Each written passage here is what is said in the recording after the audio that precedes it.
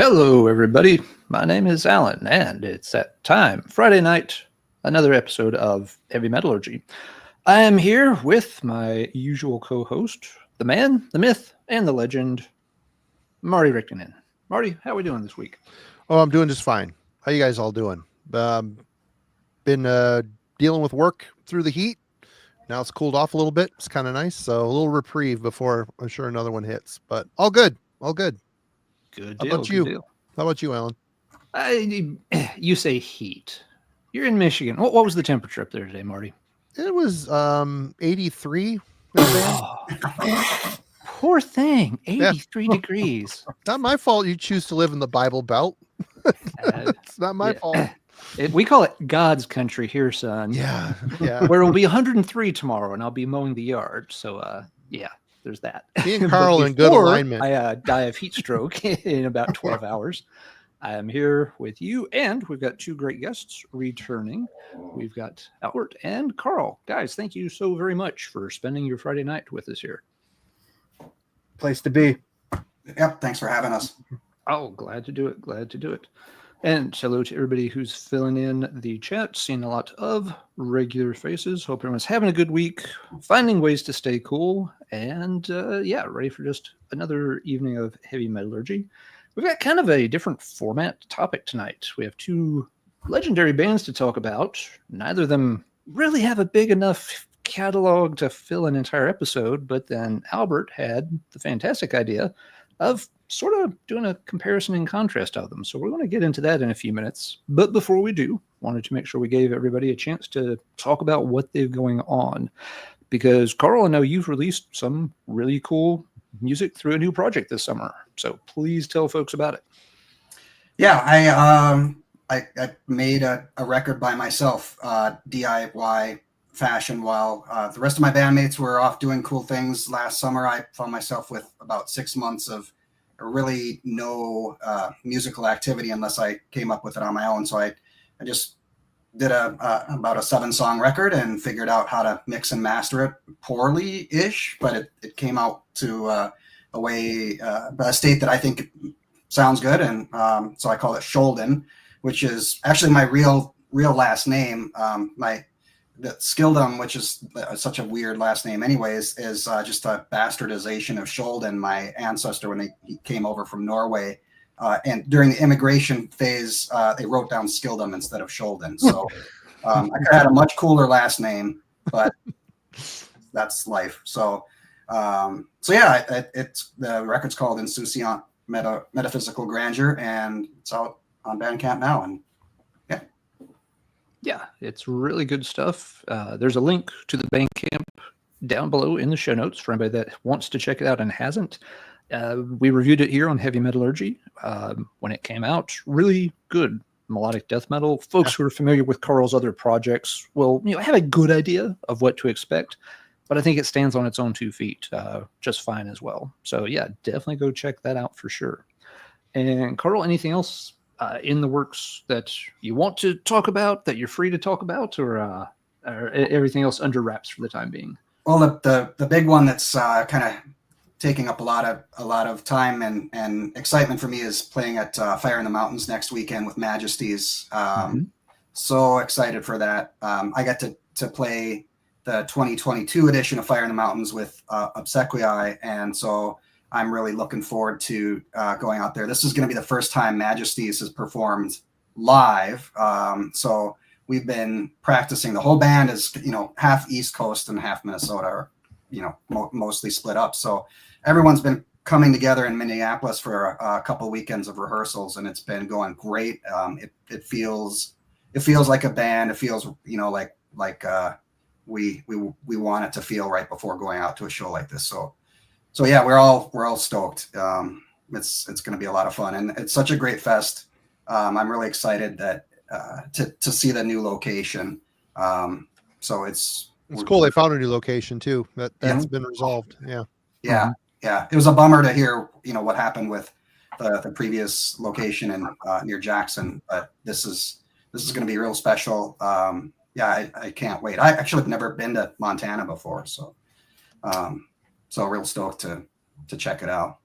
Very cool. Yeah, I was kind of reading back through some of the announcements about it just this afternoon. It's just like, that's a really cool idea of how to set up and arrange a festival where you got, the music, but with bands doing multiple performances with different styles.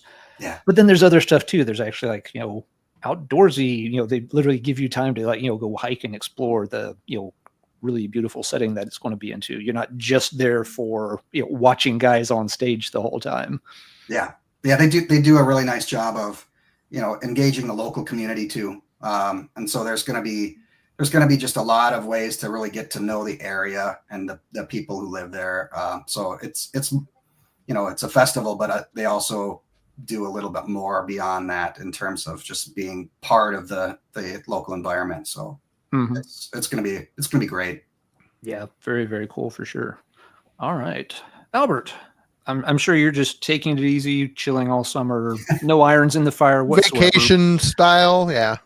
On the off chance that maybe you're, poking around at something, what might that be? I'm mowing the lawn tomorrow too. Turns out. Okay, hey. So check that off. I don't have anything quite as cool as what Carl's doing next weekend. I mean, that's awesome. I'm stoked that Majesty's is playing live finally, and that's happening, and it's gonna be awesome at Fire in the Mountains. It's a great place to kick it off. So stoked about that. But yeah, before then at some point next week we'll announce the lineup for our Denver Metal and Beer Fest in December. We will announce our next book about 2 weeks after that in August. With Decibel, this is all. Sorry, I should have probably explained that I run Decibel magazine, and those are two things that we have coming up: Metal and Beer Fest announcement, another Decibel Books announcement. All of this within the next few weeks, and beyond that, just the regular stuff, making magazines. Working on next year's tour, next year's Philly Fest, next year's Denver Fest too.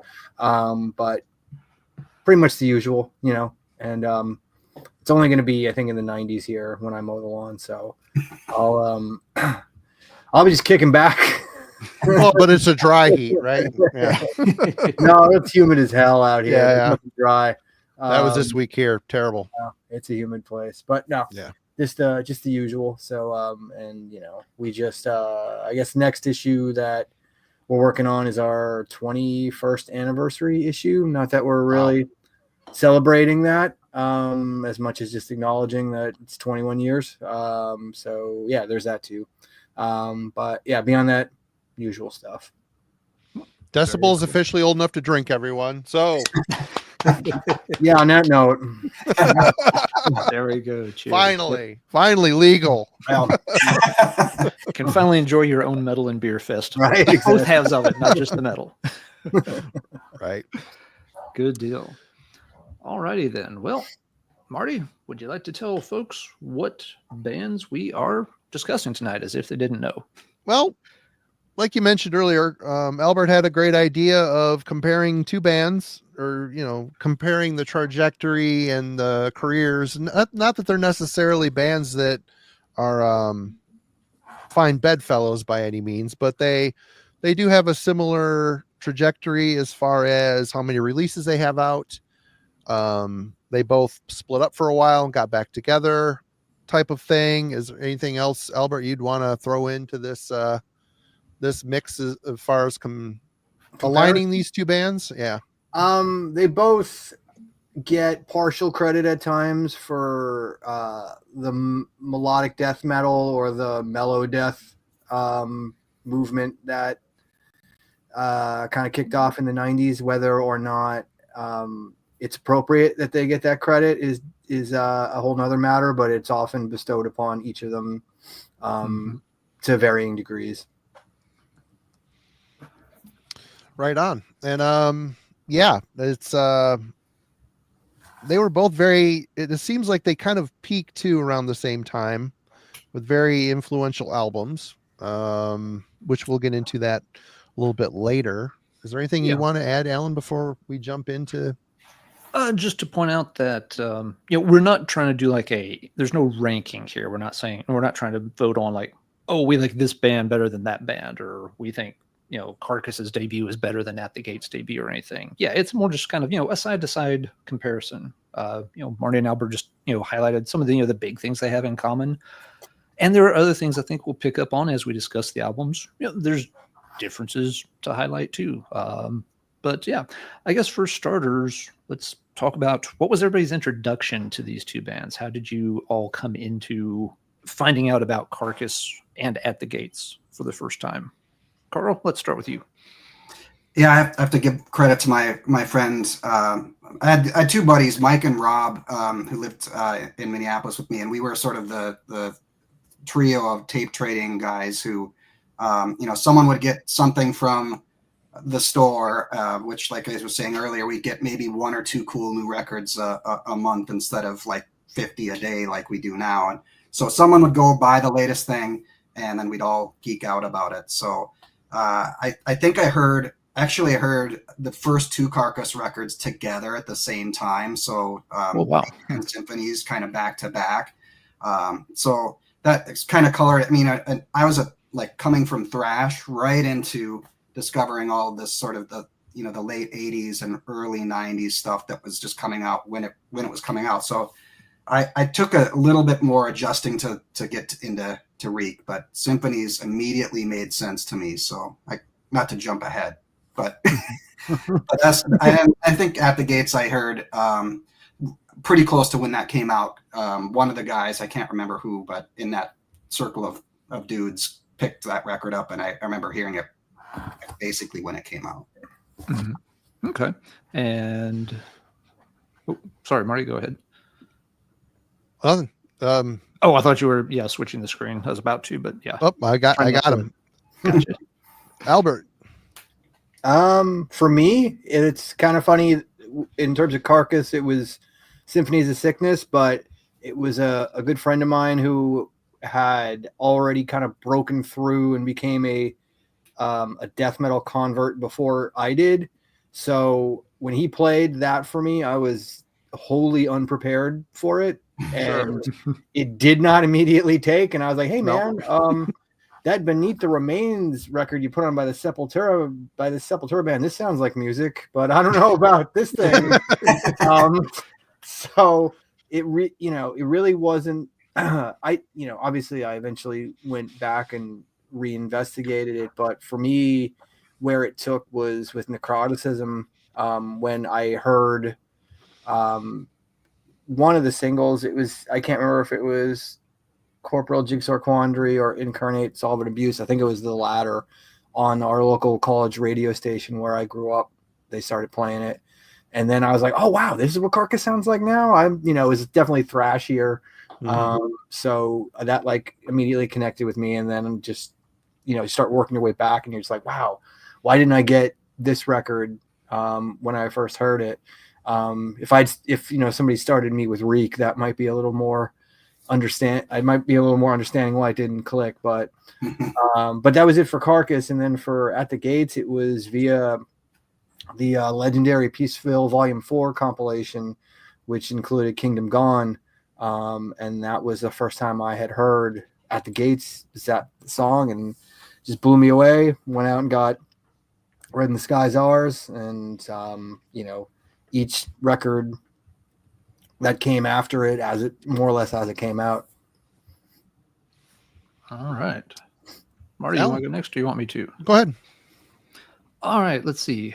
Carcass I remember distinctly because it was during my senior year in high school, and a girl in my English class had picked up, I don't know if it was an issue of Maniacs or some other zine, but had brought it in for folks, to share and pass around. And they had an article about death metal just in general. And the two bands I remember in particular that were covered in the article were Cannibal Corpse and Carcass.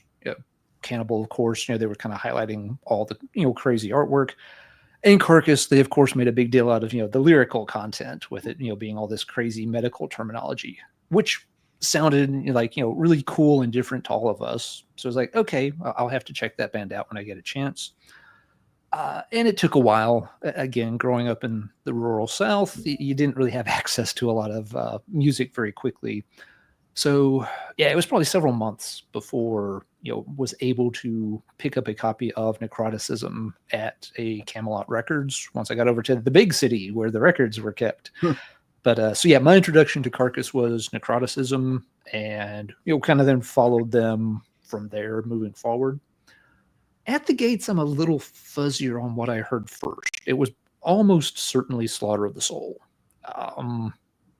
If I heard something, maybe I heard something before that via tape trading, but I think I heard Slaughter first about the time it came out. My dad actually bought it for me for Christmas one year. It came out, 95? So it was probably Christmas 96. Again, you didn't get things on day of release back then. But I think I heard Slaughter first, really liked it. And then via tape trading, I started getting, other stuff. I eventually ended up with like a 2 CD set that had the first 2 albums on it. But, had heard Gardens of Grief and stuff like that, through a lot of tape trading there around 96 and maybe early 97. So that's how I found out about those 2 bands. Marty, how did you get introduced to Carcass and At the Gates? Well, At the Gates, we'll start with Carcass first. I think that was probably...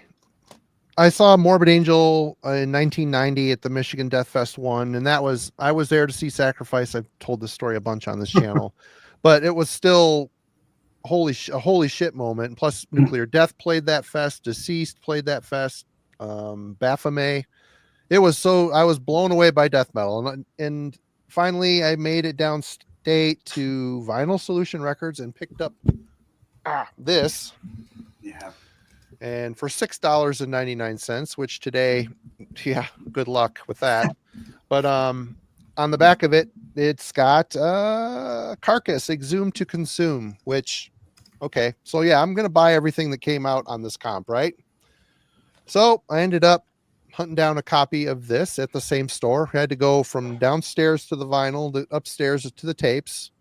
And yeah, this is a challenge. Still to this day. You want to talk about a mangled shit mess of an album. It's that one. My thing is busted, which is awesome. This thing is so hard to process, even to this day. It's mushy, it's chaotic. And for a guy that's just dipping his toe into this stuff, I'm like, wow, I wasted my money on this piece of crap, because I can't wrap my head around it.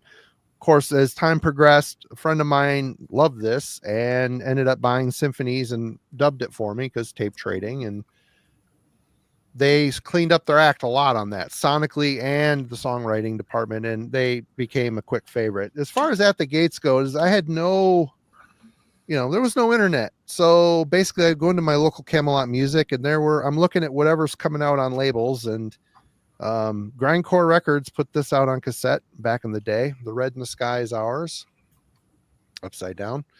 So yeah, I'm like, well, I'm coming home with that. That looks cool.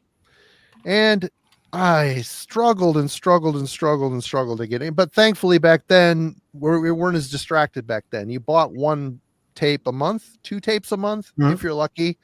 Yep. So I spun it, and I ended up really appreciating this record, but still to this day, I put it on and I've got a lot of problems with it, which we will get into as we start going through.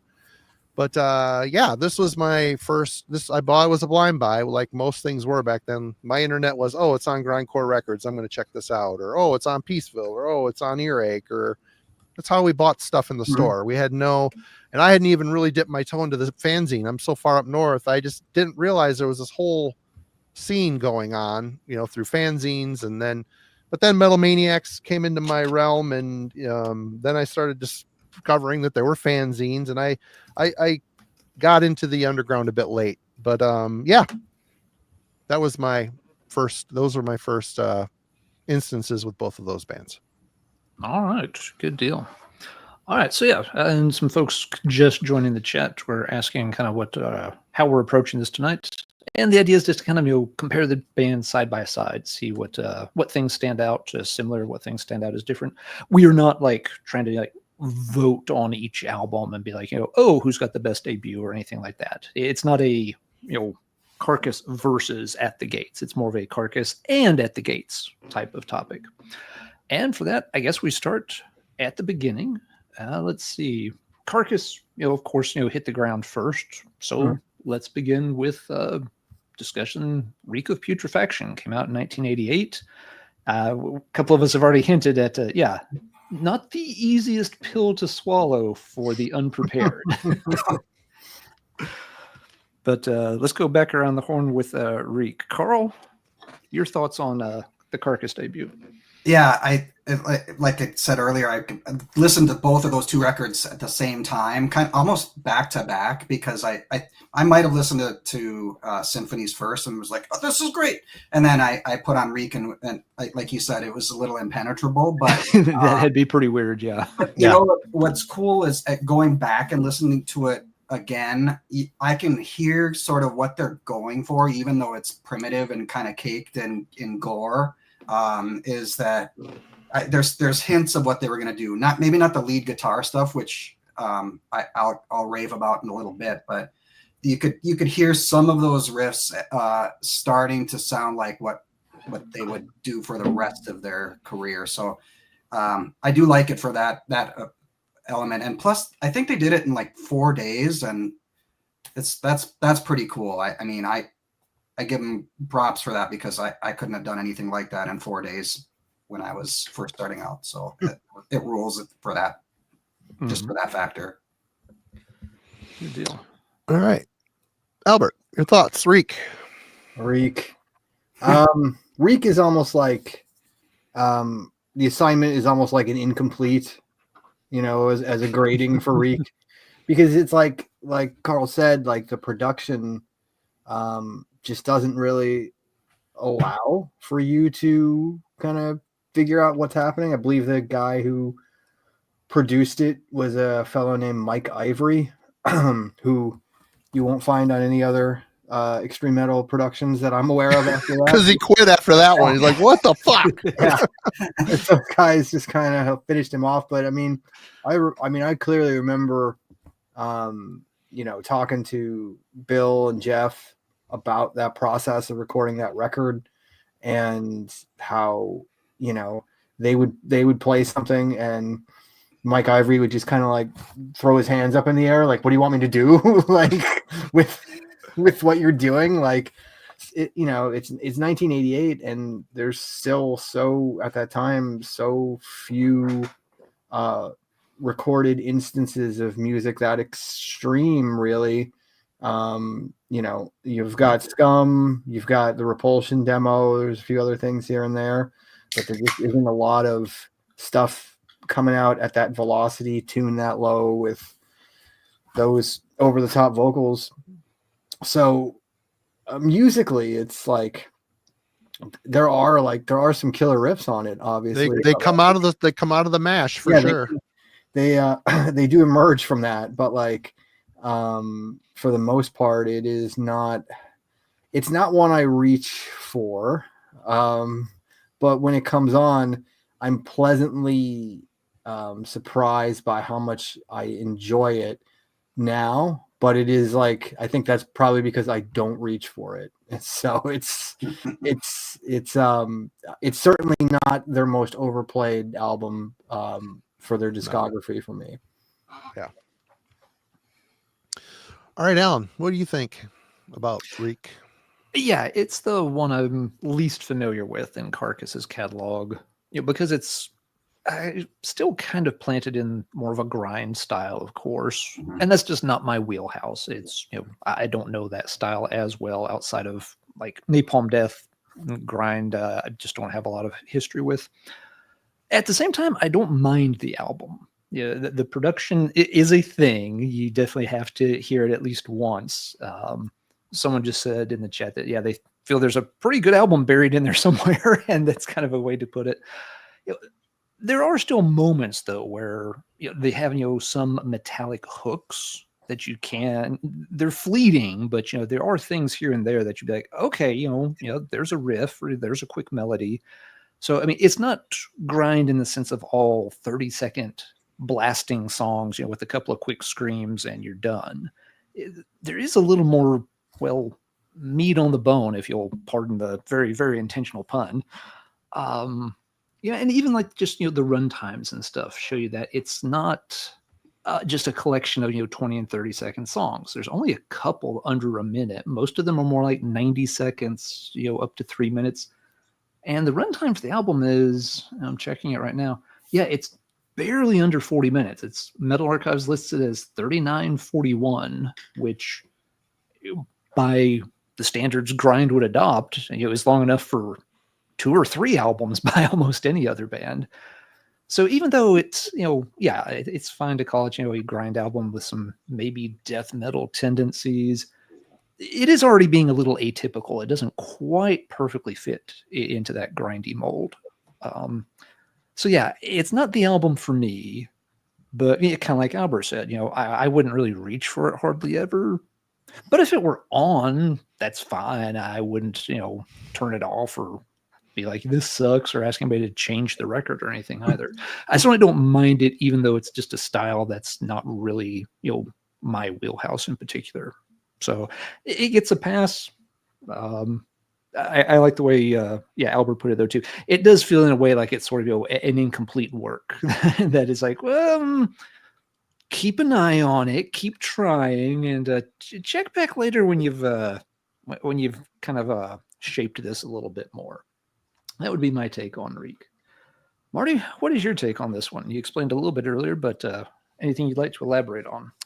I feel much pity for any studio where these kids wandering off the street or a label has them go. I mean, back in the earlier 80s, guys like Harris Johns kind of revolutionized and made sense of the thrash metal sound, where that whole genre was, for its time, the most extreme game in town. So they too had growing pains with getting their albums produced correctly or engineered correctly.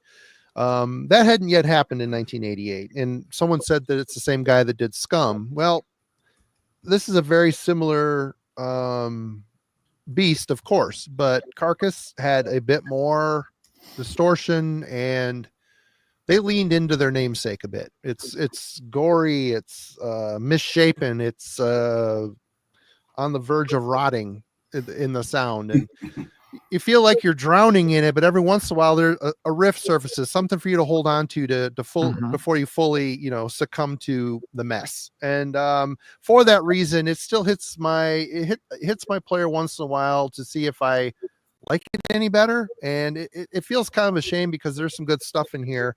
It is just so, I want to say mismanaged, because that's not fair. It's just there's too much going on, too much distortion. Maybe the band's a little bit sloppy on top of it. I mean, it's just kind of hard. You could tell they're young.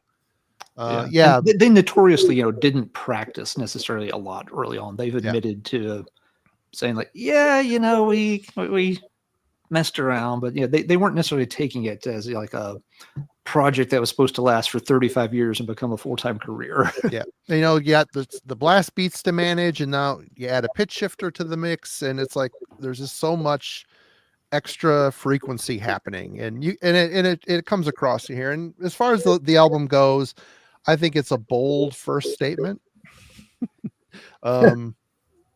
And it's a lot of charm to it. I was kind of done after this one, but thankfully a friend of mine turned me on to what came after. But yeah, so that's my overall judgment on that one, I guess. Tough to listen to. It's a hard listen for me, still to this day. Yeah. It definitely has its fans and folks, love it. But yeah, I think everyone can agree that it's not the easiest listen, especially at first. But for those it clicks worth, it does really click. All right. So now we've got to jump forward a few years to get to the At the Gates debut. That didn't come out until 92. And that, of course, is The Red in the Sky Is Ours. So we know where Carcass is starting out. Let's compare with how At the Gates was doing on their debut. So we'll circle back to Carl. Yeah, so that one, I didn't get it at first. I was kind of really into expecting more of either like a Florida sound, because that's what I had been hearing the most of when I was first getting into death metal. And so I it was confusing the first couple times I listened to it. I knew I liked it, but I also felt like I couldn't tune out. There's weird time changes. It slows down and speeds up a little bit, on purpose. But the riffs are kind of, it's linear, so it's not just a verse chorus verse type of songwriting that I was kind of conditioned to. So I had to get used to that. But what I remember being really stoked about, I love the drumming, and it was cool to hear violin used in this context. I hadn't really ever considered you could do that, so that was wild to hear it, and especially kind of a cool move to do that in their first song. It's just like, whoa, what's happening right now? But it works. And the one thing that I going back and listening to it again now is that it doesn't sound a lot like what they really ever did ever again. Maybe a little bit the next record, but you can hear some of the hints in the, I guess I'd call it the acoustic song, or there's just, you've got two clean guitars playing, and that sort of hints at the sound that they would have. But going back to it, it almost sounds like a different band other than the personality of the vocals. All right, Albert. Yeah, I think with Red in the Sky Is Ours, it's worth noting that they had released a demo which got turned into an EP essentially called Gardens of Grief. Yeah. A year prior to that, and that featured two songs that would eventually appear on the Red in the Sky Is Ours. I think it was City of Screaming Statues and I'm blanking on what the other one was, but regardless, it's definitely, they're definitely a more fully formed band than Carcass was at that time of their debut. That's for sure. For sure. Obviously the time frame of 1992 extreme metal recording versus 1988 extreme metal recordings, it like a revolution had occurred. So they did have that, but the funny thing is the production of Red in the Sky Is Ours, maybe not even so much the production or as much as the guitar sound itself on that album. I believe it's in Swedish death metal, Daniel Ikaroth's book, where I think it was Anders Bjorler cites the Kerrang review of the record, which said the guitar strings sounded like wet cucumbers. What the hell does that even mean? I don't know what it means. It's somehow accurate. It's definitely a weird guitar sound. But for me, it's just always, like Thomas's vocals. He really, like leaned into his style on that one. On Gardens of Grief, he was kind of more traditional guttural. But on Red in the Sky Is Ours, he's kind of letting it rip more like he did in Grotesque. He sounds awesome. Like Carl said, the drumming, Adrian's drumming's excellent. I remember seeing photos of them, especially him. He looks so young in those early promo photos for that record, but he was really holding that band together, I thought. And, talking about those melodic elements like the violin, that's a big part of a song like Neverwhere in particular. That always kind of struck me as something that just sounded way different. It was also at a time I was like, a full-on Paradise Lost fan and had just gotten into early My Dying Bride, and they had a violin and they were a Peaceville band.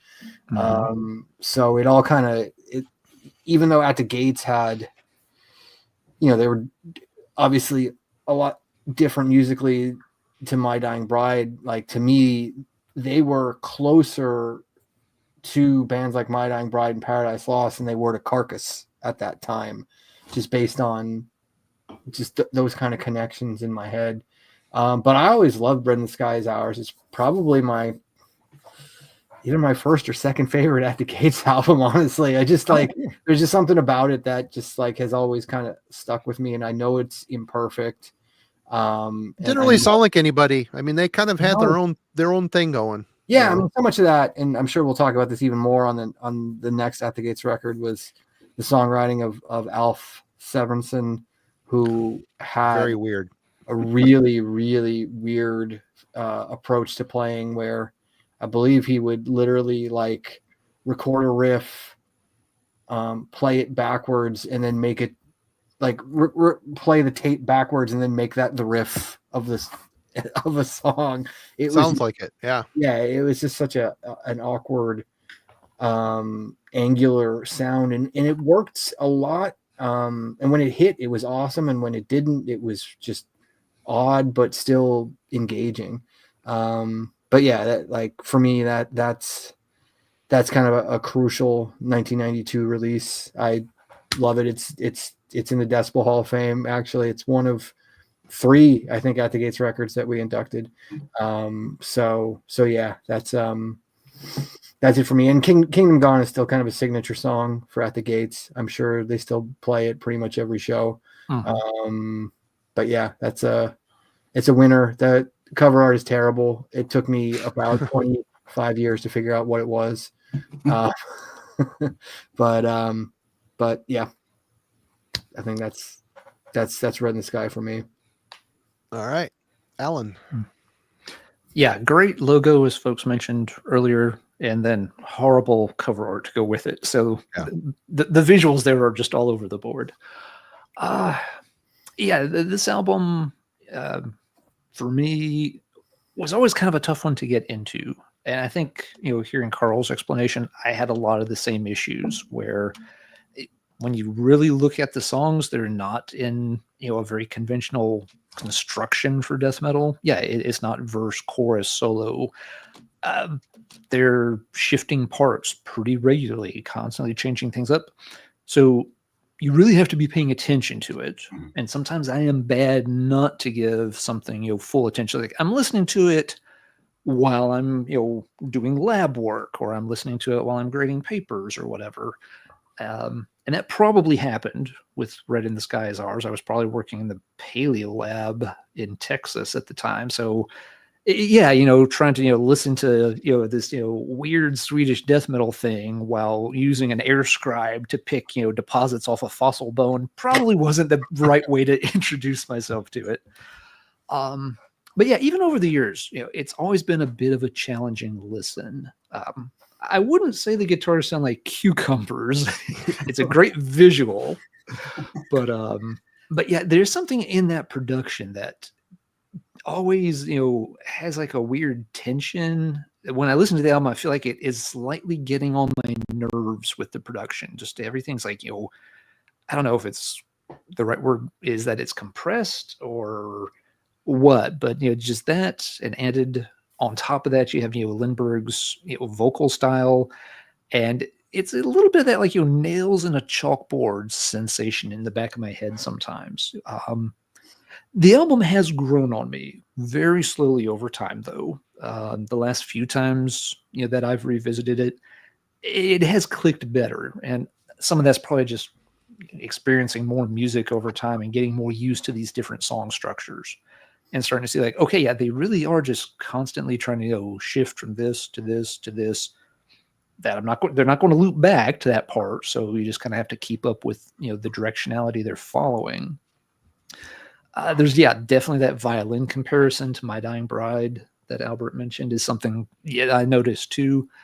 That may have been something else that kind of messed with me, when I was introduced to the album. That's like, okay, it's kind of got this, logo and this title and everything that sounds akin to something My Dying Bride would do.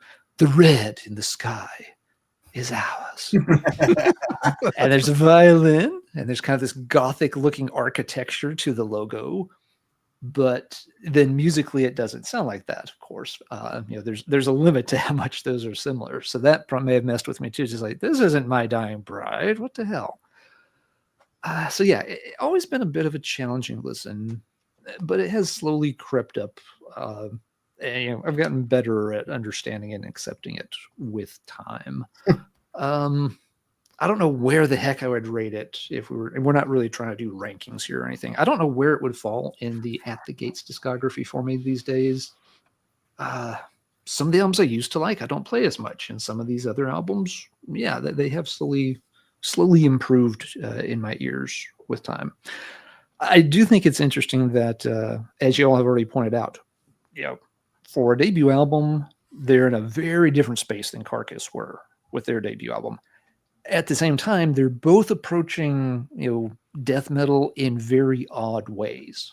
When Reek came out in '88, not a lot of stuff sounded anything like that. And when Red in the Sky and Ours came out, again, not a whole lot of stuff sounded anything like that. So these bands both had unique takes on how they wanted to spin death metal and kind of make their own sound. So even though they're doing it very differently, I think it's kind of cool that, we do see a similarity on the debut albums where they both are trying something that's relatively unique. They're not, neither of them are just, falling into the sound or copying another band that's already on the scene. So that would be my takes on Red in the Sky is Ours. And Marty, your turn.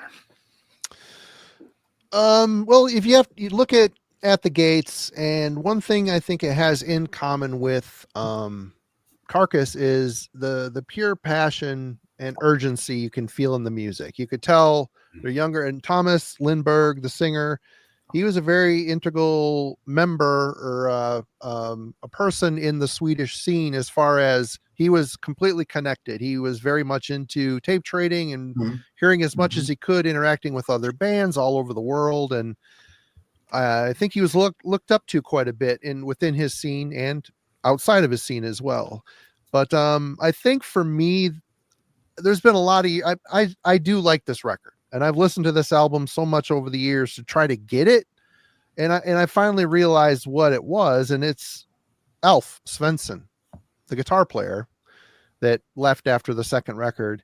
It's like he took all musical convention, like music theory and everything, and just threw it out the window. Wasn't concerned about it. He walked his own path. He went his own way. And for that, I applaud him. But to me, I listened to some of his riffs. When it works, it's majestic. It's amazing. It sounds unique and different. For me, when it doesn't work, it makes the songs feel like they wander. There's like this weird flow, and some of the transitions are strange or a little awkward even. And it's just like, I find a riff that I can connect to and get into, and then all of a sudden it's changed up and sounding twisted and backwards and sonically wrong, to be completely honest. I mean, he's playing in a way that not many, people did or still do. I mean, it's completely unconventional guitar player, which, cheers to that. He went on to be his own project Obligats later down the road, which was weird. Weird. Some people love it. You either love it or you hate it, type of thing. And I couldn't really get into that either. It just felt alien. Like it just kept me at arm's length. And thankfully there is enough going on here that it kept me interested over the years. And I do go back to this record on occasion, listen to it. I do like it, but it's weird. It's really weird. And the second thing that bugs me a bit, we were talking about it a bit in the dugout before we went live. Another thing that always bugged me here is Thomas's vocals. He sounds completely fried. Like they've been doing a bunch of shows or rehearsing a ton, and they get into the studio and it sounds like he's going for it as hard as he can. And it sounds like he's really out of gas. I mean, he sounds miserable, and it fits the music, but it sounds like he's struggling a little bit. And I always picked up on that as well. So I do really like this debut record. It just, there's been some roadblocks for me over the years. It's still cling to this day. I know, like Tanner and Carl and these guys, they worship Alf's playing, and I really do applaud how unique it is, but it's tough. It's tough for me to process it in the way he would craft songs. It's just very bizarre. But yeah, that's what I think about that one. That brings us back around to the second release from, if we're going by which we were doing, we're going to go with Carcass, Symphonies of Sickness, which came out in, holy crap, 89. Year I graduated high school again. That number comes up a lot. All right, Carl. Yeah, I think it's wild how that came out a year after Reek, because it is such a leap in songwriting, and that you can hear too. There's it's the start of a huge guitar solo legend kind of being born, with Bill Steer starting to play leads, and you can hear a little bit of that on every song, and they're also memorable too. I mean, not just Exhumed to Consume, which is the one that was also famous on Grind Crusher, but just about every song. Even going back and listening to it, this week in preparation for this, is like, oh yeah, this is such a hooky song, and it's such a weird contrast with the first record, but to go from like 1 year to the next, that leap is kind of out of control. And that to me, I felt like, because that was one of the first real death metal records I heard besides like Death and Possessed. That felt to me like, oh, now I get what this is as a genre, is that it's gross and disturbing, but it also is, I couldn't pull myself away from it. It's got just sort of, it's got hooks into you, and they don't feel right. Part of the allure of it is because it feels like you shouldn't be listening to it, and it again, it's got that hook. So I feel like that really set the stage for the rest of what I've loved about Carcass ever since. So I've got a very warm spot in my heart for this record. Albert. Yeah. Colin Richardson. Yep. Colin Richardson. Yep. Sorted it out. Yeah. If he had never done anything else, if he'd retired at that point, he would still be remembered. Yep. may have had a hand. No, I mean, obviously the band had progressed on their own, because even if Colin Richardson produced Recaputrefaction, it would be nowhere near as good as Symphony of Sickness is. But as Carl astutely pointed out, it is the guitar goddening of Bill Steer that starts to shine through on that record. And there are, like, if we're talking like 89, I mean, I don't know. I mean, obviously you have Tres Agtot on Altars of Madness. You have Chuck Schuldiner, who's got 2 records out by then, but there's just this certain sophistication to what Bill was doing with his leads and the melodic lines that were coming through what is still a nasty, sick, down-tuned mess of metal riffs. If it's like I know I'm talking about how this is like, probably the way I'm phrasing it makes it sound like it's Yngwie Malmsteen, but it's like, compared to Recaputrefaction, that's that's really the stylistic leap that occurs. But yeah, so much of it is like just tighter playing. You can tell how much better Ken has gotten from the first record to that record. I think that has a huge impact on it. And there's just so many. There's so many classics immediately on that record, and that's the thing. That's the first song. That's the first Carcass record where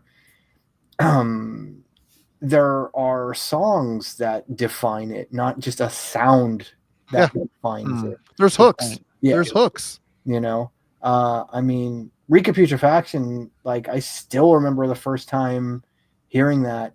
The first time, that I heard it after my friend had played me that record cold, was probably about a year later on the old Hard and Heavy grindcore issue like video magazine. Yeah. I've talked about this in other forums at length because it was such a defining like piece of media for my friends and I at the time in I'll go get it and show it. Hold on one sec. Yeah, go get it. But it was a VHS. It was something that they referred to back then as video magazines, where they would basically, interview bands, play video clips. Sometimes there'd be live stuff interspersed. But the Hard and Heavy series was more or less a hair metal series, or it was defined by hair metal because it was really started at kind of the ass end of the 80s when that stuff was still at the top of the charts, and probably burned out by the early 90s for obvious reasons. But they did what they called a grindcore special issue. And it really wasn't all grindcore. It was obviously Napalm was on it, Bolt Thrower was on it, but Carcass was on it. Some funny things like Cerebral Fix was on it. Vengeance Rising was on it. There it is. That's right. And that's the old school VHS. You're not fucking around with a DVD reissue, are you? I didn't know it came out on DVD. I had to get it on DVD too. So, but yeah, there it is. There's the original. Prophecy of Doom, that interview on there. Awesome. Oh my God. They're so awesome. That was like, I got so excited to listen to them, and then I couldn't really get into them, but I love Shrew. Oh, I dig them. They're so good. Dude, Shrews. All right. Okay. Just pencil it away. There's going to be a whole episode on the grindcore, Hard and Heavy special. Fuck yeah. But to reel it back in, hearing that on there, and just even though it was so heavy and so fast and obviously tuned so low, there was still so much clarity with what they were doing because the riffs were so distinct and catchy and clear. But yeah, I mean, I could go on. I won't. I promise I'll stop. I'll hand it over to Alan. But yeah, Symphonies is just a huge step forward for that band and just for death metal as a whole. 100% agreement. Alan. All right, yeah. So yeah, I didn't, catch Symphonies at the time. Like I said, Necroticism was my debut, and I worked forward. And it wasn't until much later that I, got the first two. But yeah, Carl and Albert have, explained the basics here really well. The fact that it's only a year later and they've improved this much is crazy. But the album is doing something different. It feels like, Reek feels like a grind album that's, leaning into death metal. This feels like a death metal album that's leaning into a little bit of grindcore still. So the band really is changing directions a bit. And you see it right away just looking at the track list. Reek was 22 songs, most of them like in the 90-second to 2-minute range. This is 10 songs. They're all in that 3.5, 4.5 minute kind of range. It right away, is structured like a death metal album. And like I've said, there's riffs, there's hooks, there's guitar soloing starting to happen and stuff. It's made of the basic ingredients of a death metal album this time, even though it still has some of that grindcore flavor, which works well. It really does. When they use that, they use it to good effect in the album. And Marty, I think you interjected too. There's songs here, as Albert was pointing out, there's things that you remember individually. Folks in the chat, we're really agreeing with that point Albert made. It's not just the Reek is all about, it has this production that's just so crazy. Symphonies has these songs that are so crazy. I completely get why, because I don't have nearly as long a history with it, because I didn't get it when it came out and all that. I don't always have it like on the exact same S tier as everybody else, but I certainly did see why it's up there. And I would still have it ranked really highly. I'm just a few years too young to have, caught that one, or was a few years too behind being out in the sticks to have gotten on board at this point. But yeah, it's one of those massive albums. It deserves the accolades. Has had a huge influence on things, and I think Carl mentioned it. But yeah, you can hear where they're going to go, even at this point. It's not obvious because there's still all this crazy terminology, and it still is rough around the edges and such. But looking back through their career, when you play symphonies now, it's just like, they're already mapped out, maybe subconsciously, what's going to happen, not just on the following album, but over the next few albums. They're on the path here. Like I said, maybe with Reek, we were still just kids goofing around. Like, oh yeah, we can make an album that this crazy sounding shit. Now it feels like, no, we're going to make a band and it's going to have a particular sound. They had tried to recruit a second guitarist for this album. Some guy, I forget his name, Michael or Mikey or something. We'll talk about him later. But they were thinking, it's like, maybe we need to expand our sound. Maybe we need to expand our lineup. Didn't happen for this album, but they'd get another shot at that recruitment campaign in the near future. But yeah, so that's my take on symphonies. If I don't have it as high as everyone else, it's just because, again, I don't have the same personal history with it. But this next fellow does, and I bet he's got a few things to say. So, Marty? Yeah, this is a favorite. I really, Albert, I'm going to mute you for a second. We're getting some slap back into your microphone. Speakers in the... This and necroticism, I struggle to pick a favorite, but it's usually, God, maybe this one. The fact that this band arose from that debut, and you talk about the guitar god class for Bill Steer. Yeah, he's a very technically proficient guitar player, but it's the riffs he writes. They're very atypical. The hooks are weird. The melody lines are unique. These songs they cut like a razor, and I love Jeff Walker's voice. It sounds like he's choking on a gristle giblet of something, and it's a very sophisticated album, and the whole aesthetic matches the name and the way the logo is designed. Everything is perfection. It's down to the utter names of the songs, but you got Rupture and Purulence, that massive intro that just with the pitch shifter coming in and the banana fana fofana type of riff that's playing. It just drives me crazy. But this is perfect death metal. It just is. They really nailed it on their second album, and y'all have. It's hard to expound upon what you've already said, because I listened to these songs. I was just utterly. Part of the reason I think why this clicked so much more after hearing Reek was I had become more accustomed to this sound. I had been throwing myself into listening. Granted, there's only a year difference between releases, but I was trying to devour as much death metal as I could, and it just sonically made more sense. And once you get past the shock of it, the songs reveal themselves to you. It wasn't something you pick up first or second spin. It takes a few spins, and all of a sudden these glorious riffs and the way the songs are sculpted, it's just masterful surgeons. They got the carcass on the table and they're just perfectly dissecting it. And that's the way this album comes out. Symphonies of Sickness is a goddamn monument to death metal. And, you want to compare to At the Gates. For me, there's no comparison. I've liked what At the Gates has done, but I really think Carcass kind of defined a genre. With the whole gore grind thing, they've launched a million imitators, and I guess At the Gates have too, in a way.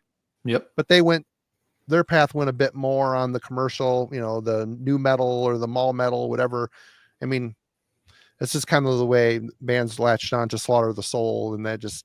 Oh yeah, we'll get there for sure. We'll get there for sure. But yeah, wow, Kisses. I give kisses to this one forever and ever and ever. And I'm sorry to mute you, Albert, but you were slapping back there. Here we go. You might need a shot after kissing that, Marty. Oh, I'm gonna save the tongue for the next one. And we're talking about With Fear I Kiss the Burning Darkness, which came out. I don't remember. We're gonna go to the Oracle 93 release for Fear. So again, 1 year later, the sophomore album comes out. All right.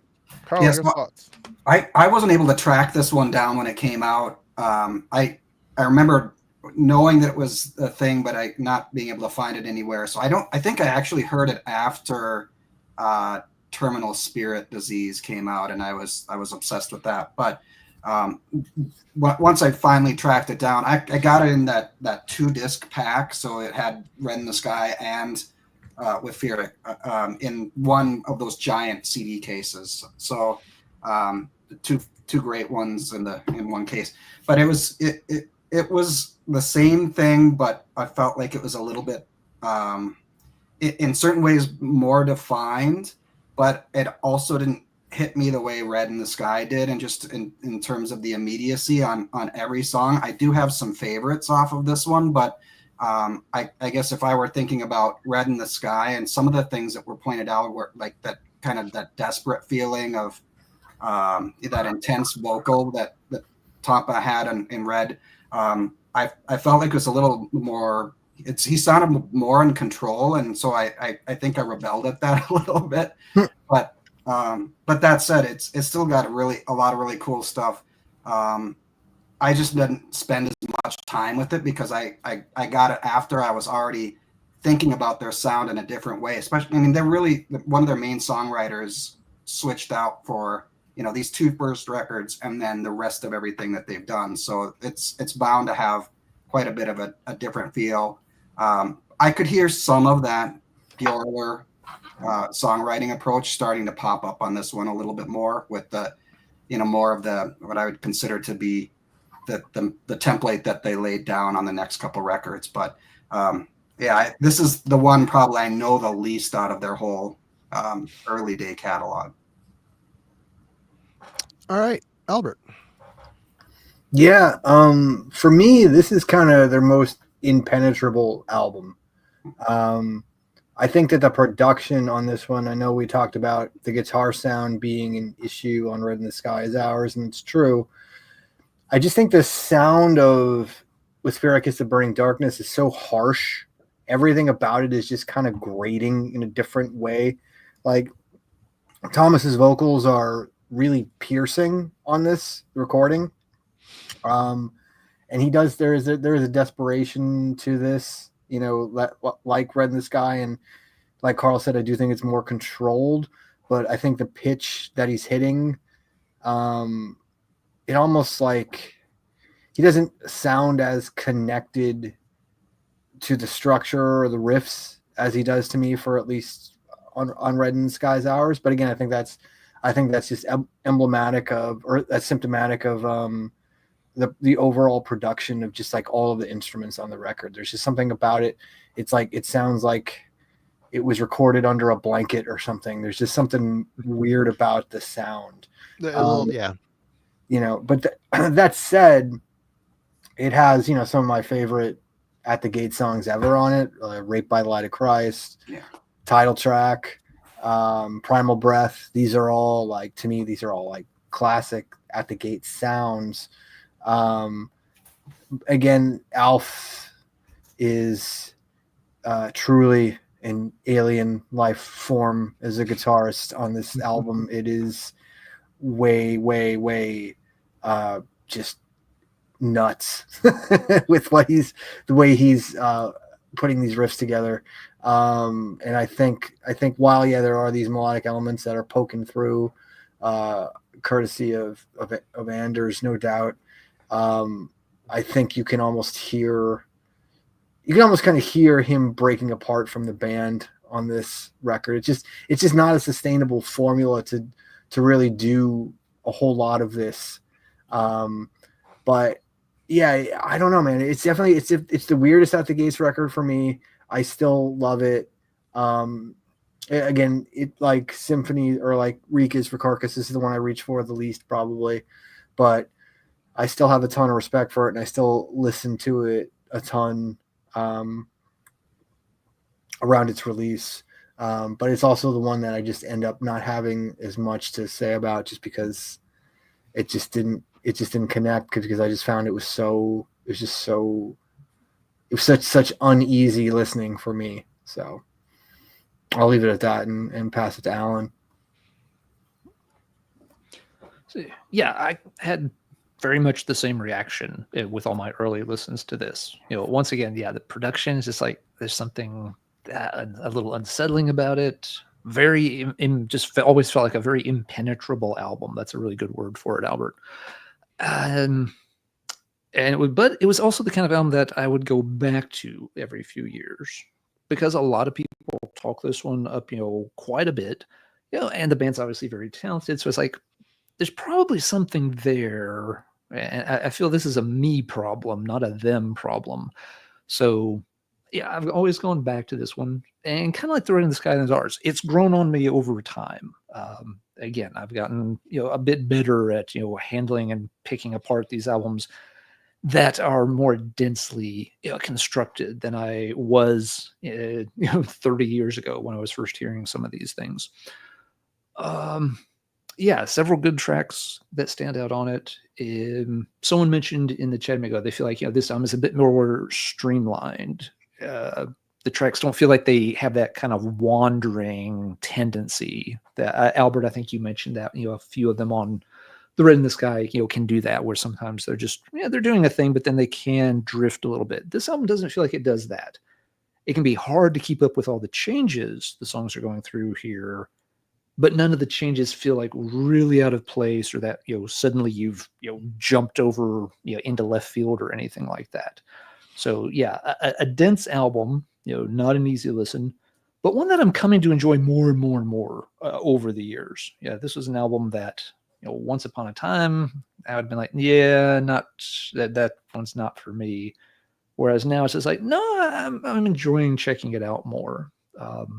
Like we were talking again in the dugout before we came on, I replayed the whole At the Gates discography on a road trip last weekend, and yeah, hearing the songs, more of these songs are sticking in my memory. More parts of them, I'm kind of remembering and following what they're doing a lot better than I used to, and enjoying it a lot more. So yeah, this is an album that's climbed for me over the time.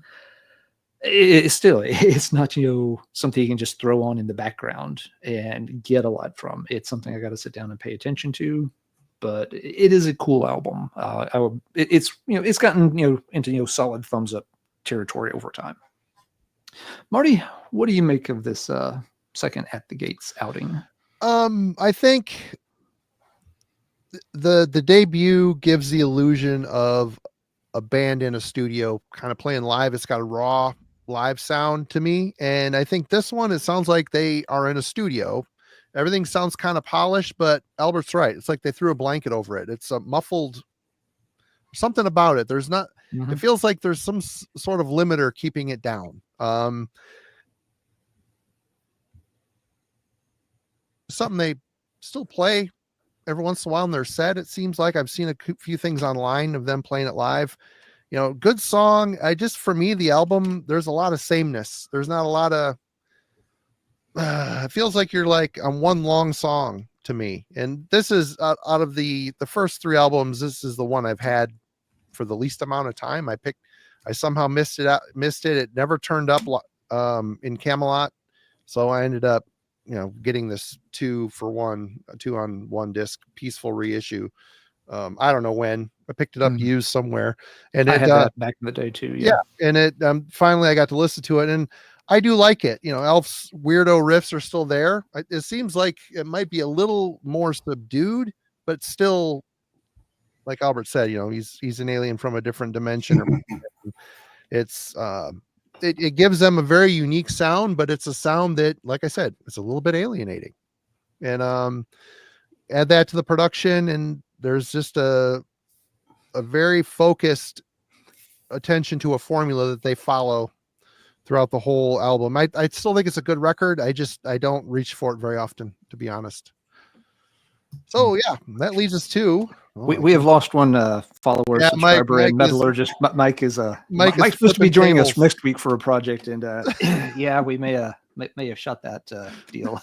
Sorry, Mike. Mike's flipping. Him and Chloe are flipping tables in Atlanta right now. All right, so that leads us to, I got to get to the year here, because 1991's Necroticism, Descanting Insalubrious.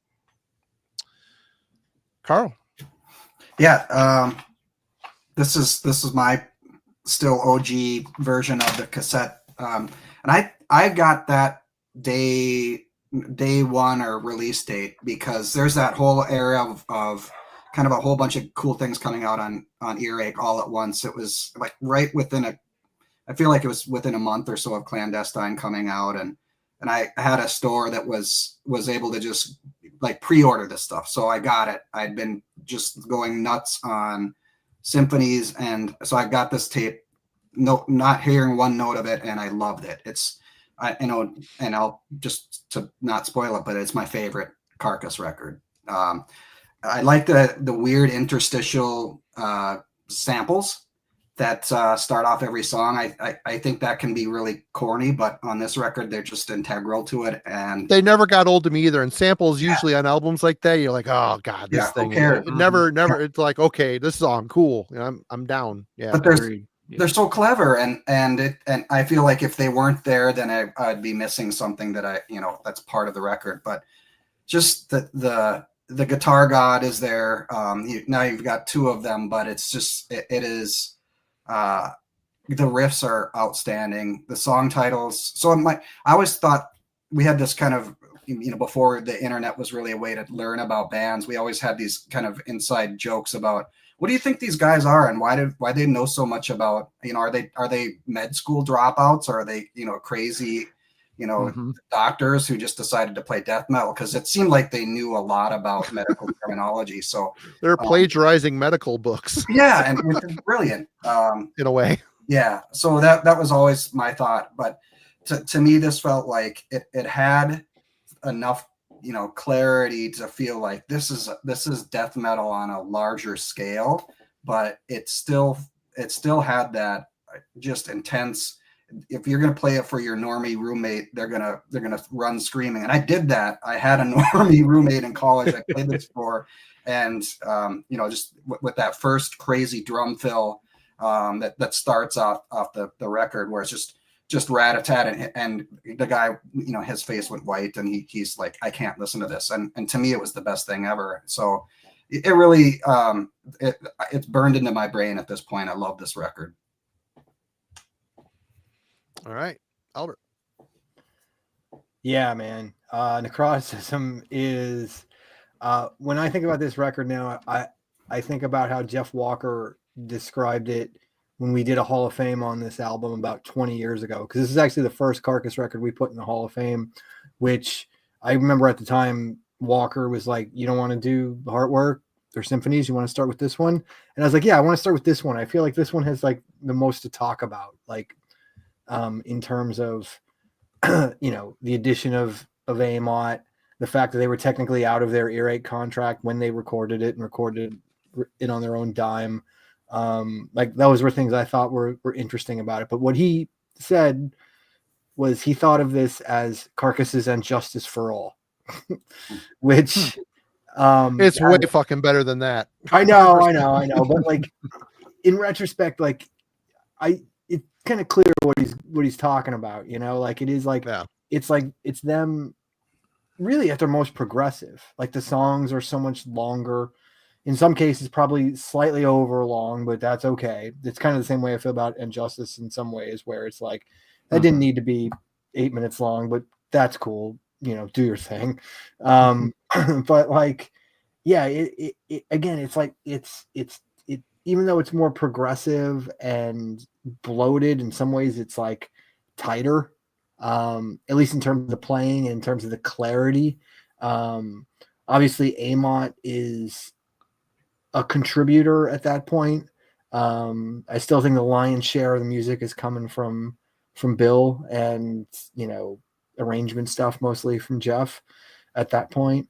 But and again, this is like another one of those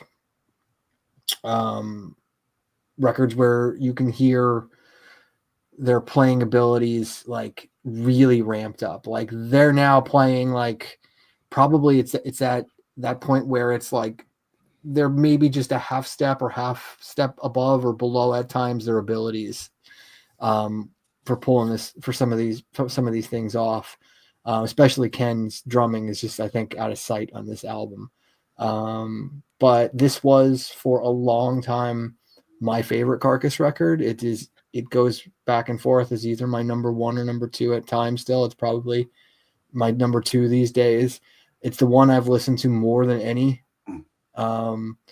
It's, when I think of Carcass, it's still probably the record I think of first when I think of them. Part of that has to do with the fact that I was 16 when I got it. So that kind of stuff is hard to shake. But it's got two of the most iconic Carcass songs ever with, I mentioned them earlier with Corporeal Jigsaw Quandary and Incarnated Solvent Abuse. Those riffs, they're right up there with, what we'll later hear with Heartwork in terms of being defining to their fans. Those, I have seen Carcass probably like 15 times, and Never seen them. if I could give you at least 3 or 4 of my times that I've seen them, I would pass. They're playing Michigan here towards the fall, so I might take the kid down and go see them. It might be time, Marty. It might be time, yeah. But they have played those 2 songs every single time, and like Carl talked about with the intros and the samples, when they play them, I scream the samples out along, because they are that integral to the tracks individually, to the record as a whole. It's the first like kind of presentation of Carcass, the way I see it. There's the cover art, which, like Jeff told me the stories of like how they did that. Those were like pictures of the band that, they took and then laid out on a table and shot the photo like as a photo. There's no Photoshop at all in 1991 with that image.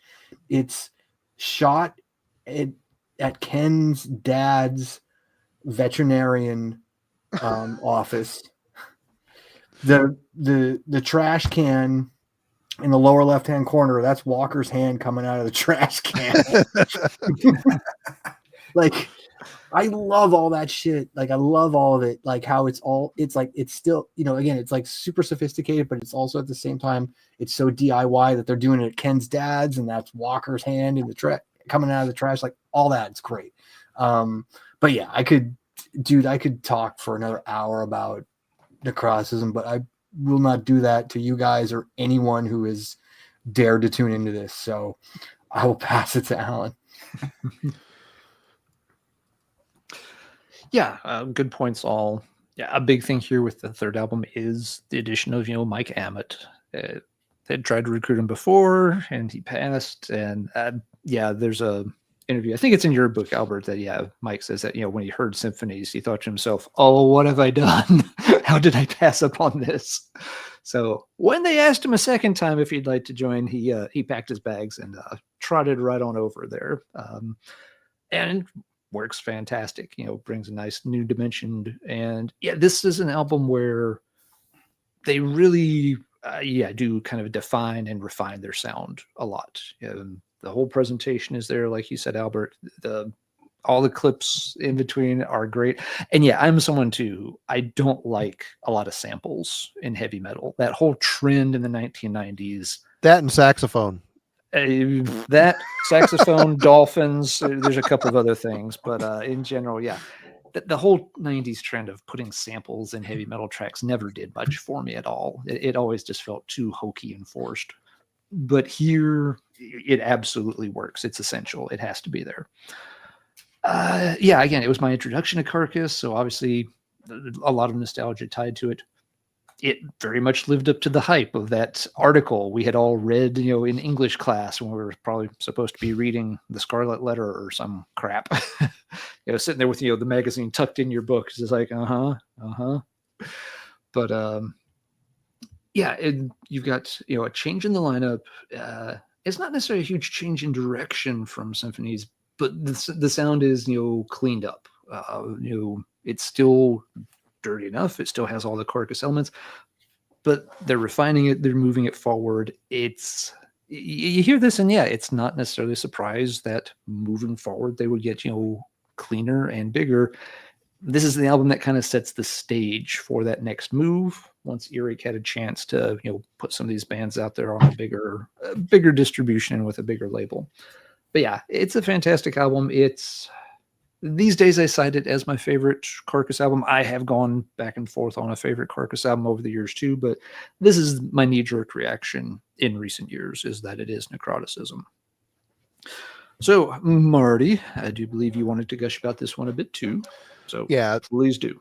Tied for first for me, and and Jeff thinks this is their Injustice for All. I'd say this is their Master of Puppets. You got Reek being Kill 'Em All, Symphonies being Ride the Lightning. This one is Master of Puppets, and I think I can see that. the clinical thing that's coming up after this is more Injustice for All for me. But anyway, oh, sorry, Marty. One thing, I meant to say, and ties on with that a lot. This is 1991 is when death metal really was starting to go in that direction. There was the whole arms race of bands trying to really get more and more technical, more complicated. Who could have the biggest hotshot guitarist? I think Falafel mentioned in the chat. This was the death human era. That was the standard now, and that bands were trying to live up to. And I had never really thought of it, but this album fits right into that 1991 mentality of we've got to make it more technical. We want that Injustice for All kind of treatment in death metal now when it's 1991. Sorry, go ahead. Oh no, glad you got that in there. For me, they upped the sophistication both sonically and the songs, and adding Michael Amott to the mix. It's just a very nice playful interaction between both guitar players. Both of them are definite shredders in their own way, and they're both very melodic players, so they complement each other very well. The riff writing again it's just sharp as hell. It's aggressive as hell. They know when to pile on the sophistication with melody. They know when to heads down head banging or dropping the blast beat. And thankfully the production is clear enough. All that stuff, everything hurls these songs forward, and it's just so perfectly well done. And yet they even though they have a bit of more of a sheen, a well managed sheen to their production here, it still sounds like a Carcass record. Jeff is still the lyrics are getting sillier. I extract the gullet to end up in my bucket. It's maybe a little, there's still some clinical stuff, but talking about, coughing and sneezing, spreading the bacteria. I mean, there's like such tongue in cheek humor here. And I think there's maybe a little bit less the medical stuff in there, so you can pick it out a little bit easier. But this album to me is just, between this and Symphonies, I can still put them on after listening to them 10 million times, and I'm not sick of it. I have not had any fatigue on these records. You could put it on. I could put it on today and want to listen to it 3 times. It's just the way it is. And it's a testament to a band really getting comfortable in their own skin, really owning their sound and refining their sound. And I don't know what more to say other than I love this record. It's absolutely a perfect record. I have this is a 10 out of 10 record for me, and Symphonies 10 out of 10 record for me as well. So yep, that's that. Deserved every ounce of praise in the Decibel Hall of Fame. 100% full agreement with that addition. 100%. Okay. That brings us to where are we at? Year. Let me pull up the year. 1994, Terminal Spirit Disease by At the Gates. Their third album in 3 years. Yep. Carl.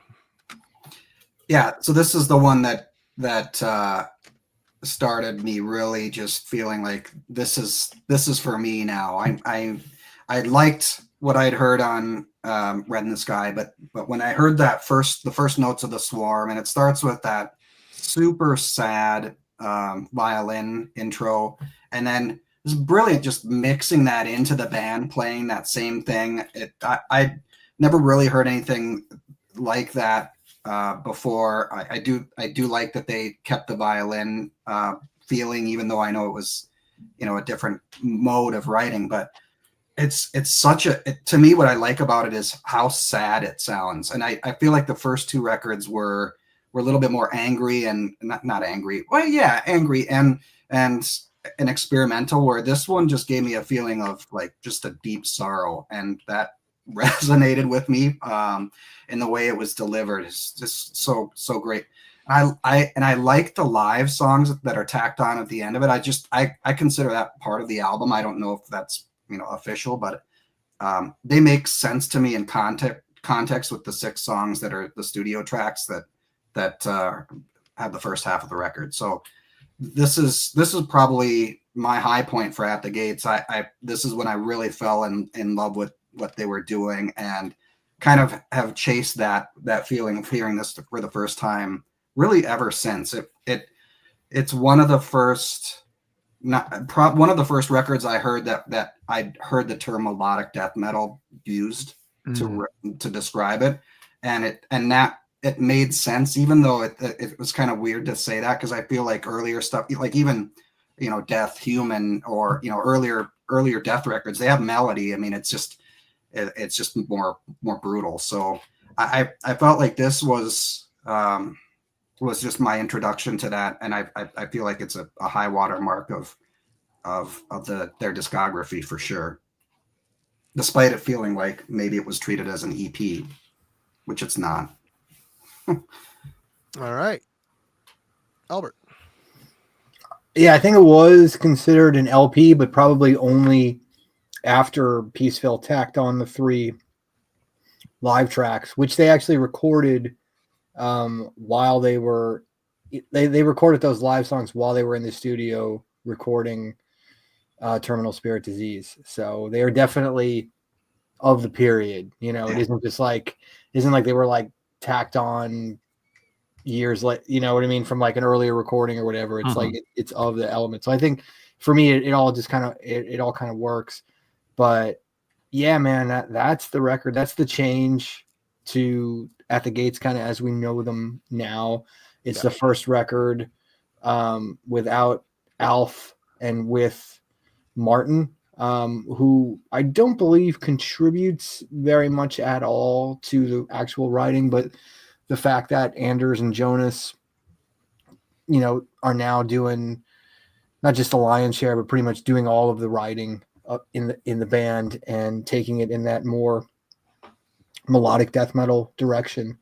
But yeah, there's an element of melancholy to this that's coming through in a different way than that kind of desperate sadness that was on the first 2.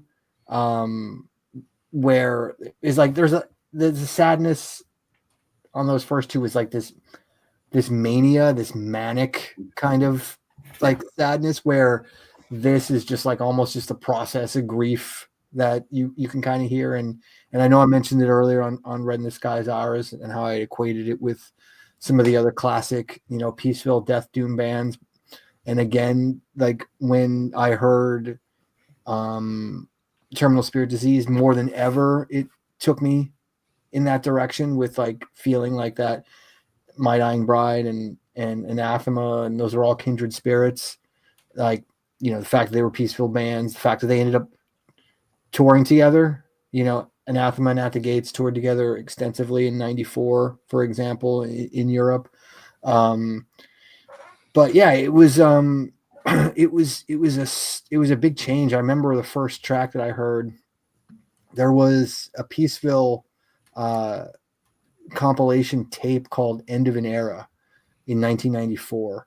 And if I decide to get up, I'll do the Marty thing and bring it over, because it's somewhere back there.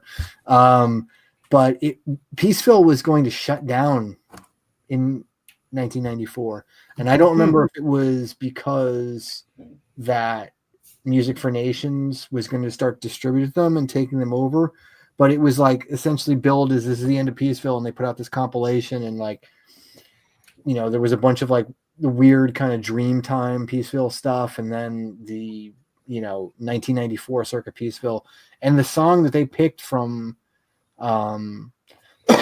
excuse me, the song they picked from Terminal Spirit Disease was The Fevered Circle, which is the one song from this release that At the Gates has never played live. But it's like kind of this plotting, doomy track that's unlike all the other songs on the album. And it's the first thing that I heard from it, because it was out before the record. And I was one of those things where I was going to get the record anyway, but I was like super stoked after hearing it, because it was just like, I don't know. It was so much different than the first 2, but still deeply, deeply At the Gates. The other thing I'll say about it continues the long-standing tradition of terrible At the Gates album art. Yeah, it's not good. It's not good at all. They this was not that long ago. It was only a few years ago. We actually inducted this record also into the Decibel Hall of Fame. I should probably point out that there are 3 At the Gates records in the Hall of Fame and 4 Carcass records in the Hall of Fame. So that is literally what do we so that's 7, and there are 14 records we're going to talk about. So half of the Carcass Wow. At the Gates discography has been inducted in over 21 years of Decibel, so that's pretty good. But I believe that was farmed out to a graphic design studio in 1994, and they You can didn't tell. and they didn't have much of a say in it. And when they got the only proofs they got were black and white faxes of what it was going to look like. So it was like a really like just not a great interpretation of what they were actually going to see. And when they saw the final version, they were horrified. But you know, it is what it is. The music on that record is, I think, what everybody remembers, and obviously it kind of set part of the template for Slaughter of the Soul, which, you know, regardless of anyone's feelings on that record, which I'm sure we're going to get to, I think we can safely say it's probably the most influential record that we're going to talk about tonight. So this is important in that it lays that groundwork, but also just it's fantastic on its own. But yeah, Alan, please let me stop talking about terminal spirit disease. So we're here for us to talk. Oh yeah, absolutely. But yeah, so another similarity here is that At the Gates also has a guitar change on album number 3 here. We saw that Carcass had picked up a new guitarist with Mike Ammett. At the Gates picks up is that Martin Larson? Yeah, Larson, not Lawson. Who's still with them all the way up through the most recent album. But in this case, they also, traded out a member because, as we've mentioned, Alf is kind of out of the picture at this point, had some involvement, but not really a whole lot. So both bands have kind of tinkered with the lineup here. And like Carcass, At the Gates here on album number 3 is still, moving the ball forward. They're tightening up the sound, cleaning it up, streamlining things a bit, and really setting the table for what's going to happen for both these bands on album number 4. And yeah, this is definitely where that melodic death metal would start to creep into the conversation. I like Terminal Spirit Disease a lot. It's one I haven't played a lot in recent years, and I think it's just because, as both of y'all noted, it's a very short listen. Yeah, even with the 3 live tracks added on, Metal Archives has the total runtime under 35 minutes. So they had to add 3 live recordings just to get it over the half-hour point. Otherwise, it would probably be shorter than Rain in Blood. Doesn't mean it's a bad thing, but there's a certain point where you must be at least this long to be called an album. And Terminal Spirit Disease kind of barely technically found a way across the line, but musically it is good. Everybody really focuses on the next album, which we'll get to on the next round. But the sound for Slaughter of the Soul really is kind of devised on Terminal Spirit Disease. The material here is just kind of almost, I want to say like a rough draft of what they're going to do on the next album, but this album isn't really that rough. I don't mean that in a derogatory way. It's more like, no, they know what they're doing here. They're just going to take another album to fully refine it. And yes, there's still those few moments that harken back to what they've done on the first 2 albums. And as Carl described it, that intro to The Swarm, where you still have a little bit of that a violin worked in, is a great touch and a really cool way to introduce the album. So very good album, just not one I play very often. And I think it's just because when I'm like, well, I'm looking for something longer than just a half hour right now, so I tend to pick something else. But a good album, one that I've always enjoyed from At the Gates quite a bit. Marty, what is your take on album number 3 from At the Gates? Now that they've got the weirdness of Alf is not really part of the sonic landscape anymore. So how does that affect things for you? It certainly they start to kind of come into the whole what Swedish melodic death metal is on this album, and they hinted at it on the first 2 albums before, but those albums are just so cryptic sounding in the way that the riffing comes across. But here, like Carl mentioned, much sadder melody lines, and they start to they clean it up. They make it more traditionally musical, if that makes sense. And Tampa's voice really does work well in this climate, in this more he's kind of gotten into that higher register of his voice, and he's got a sharp vocal presentation, and it really starts to it suits this sound well, I think, which he really does nail it on the next one, which we'll get there. This, to me, it feels like an EP, and I typically stop before the live tracks. I don't know why, because you start putting live mixed with studio, it kind of screws up the feel of the album for me. But I think the songs are all really good. It's a sign of what's to come, and I think it's an important record. It is a very big evolution from what came before it and where it's going to go next. So yeah, definitely worth listening to and enjoying. There's some great songs on here, and really, well, we'll get to that next up. We'll get that on the next go around. What is next here? Oh yes.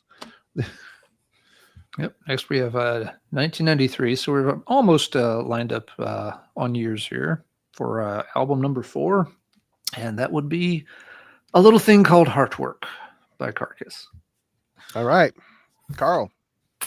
Yeah. So I remember feeling satisfied when this came out, but also like I missed something, and I a little bit heartbroken. I'm not gonna lie. Good, we'll get there. Yeah, I missed Bill Steer's vocals. I always liked that element, and someone mentioned in the chat earlier that those first 3 records felt like they were kind of coming from a morgue, and I always felt like they made me feel like I was walking through a forest and stepped in something that used to be a person, which that was an image that those records made me feel like, and it's just gross. This one didn't have that feeling to it. That said, I love a lot of the songs. The guitar playing is out of this world. I mean, the whole band is kind of on fire at this point, but it is a little bit more streamlined, anthemic, I guess is the way I think of it. And so the songs are amazing live. Just there, you can really connect with them without having to work at it like some of the earlier records where you had to really, I'm gonna commit to loving this record. This one just made it a little easier. But I love just about every song on this record. I think it's got a great closer and Death Certificate, which I think a lot of times bands put their least favorite songs at the end. But I always say, yeah, it's like this is the best ending possible for this record. But it's awesome. I mean, I think that it started to help people understand just different ways you could approach melody in death metal in a way that wasn't. It still sounded like Carcass. It still sounded kind of nasty, but it also sounded like there was some elements of just true heavy metal, kind of arena heavy metal with the lead work that was going on. It was just the vibrato in the solos that always takes a solo from just sort of like cool to, oh, these guys are, they're putting on a performance and it's a show, and it feels like a show even if you're just listening to the record. It feels like you're watching the coolest live band ever. All right, Albert. Before I get into Heartwork, I just want to shout out folks in the comments in the chat, because there's like a deep dive into Swedish melodic death metal going on here. Yep. Like I'm seeing unanimated Blaze My Sorrow. Ancient God of Evil is a classic. It isn't and it isn't all just Tanner doing this. It should be noted. There's other folks. Mike is big into dropping- this too. Yeah. Yeah, dropping Nightingales, dropping Gates of Ishtar. There's some. Yep. I just want to know I want you to know your scene. That's all. That's all I'm saying. But regarding the Heartwork, it's funny because it's like I'm trying to contextualize this back in '93 when it came out, and you know, my friends and I who are at this point, you know, many years deep into kind of the underground death metal scene. I don't want to say I was more open-minded than a lot of them, but I didn't have the hang-ups maybe of what was allowed and what was not allowed at this point. And there was a lot of dismay about, you know, Carcass getting that more melodic, about this record coming out via Columbia Records, via the Earache Columbia deal at the time. There was consternation of Jeff Walker no longer having dreadlocks and just having straight long hair. There were a lot of elements that were at work here. Okay. And it all like when you presented it, These are all discussions that me and my friend group have had. Trust me. What the hell? We're on the lunch table. This was big doings. But you know, for me, I remember like seeing the video for Heartwork before I heard the record and thinking, holy shit, you know, this isn't the nastiness of necroticism, which, you know, let's be honest, isn't that nasty, or Symphonies of Sickness, but this is on its own terms legitimately awesome.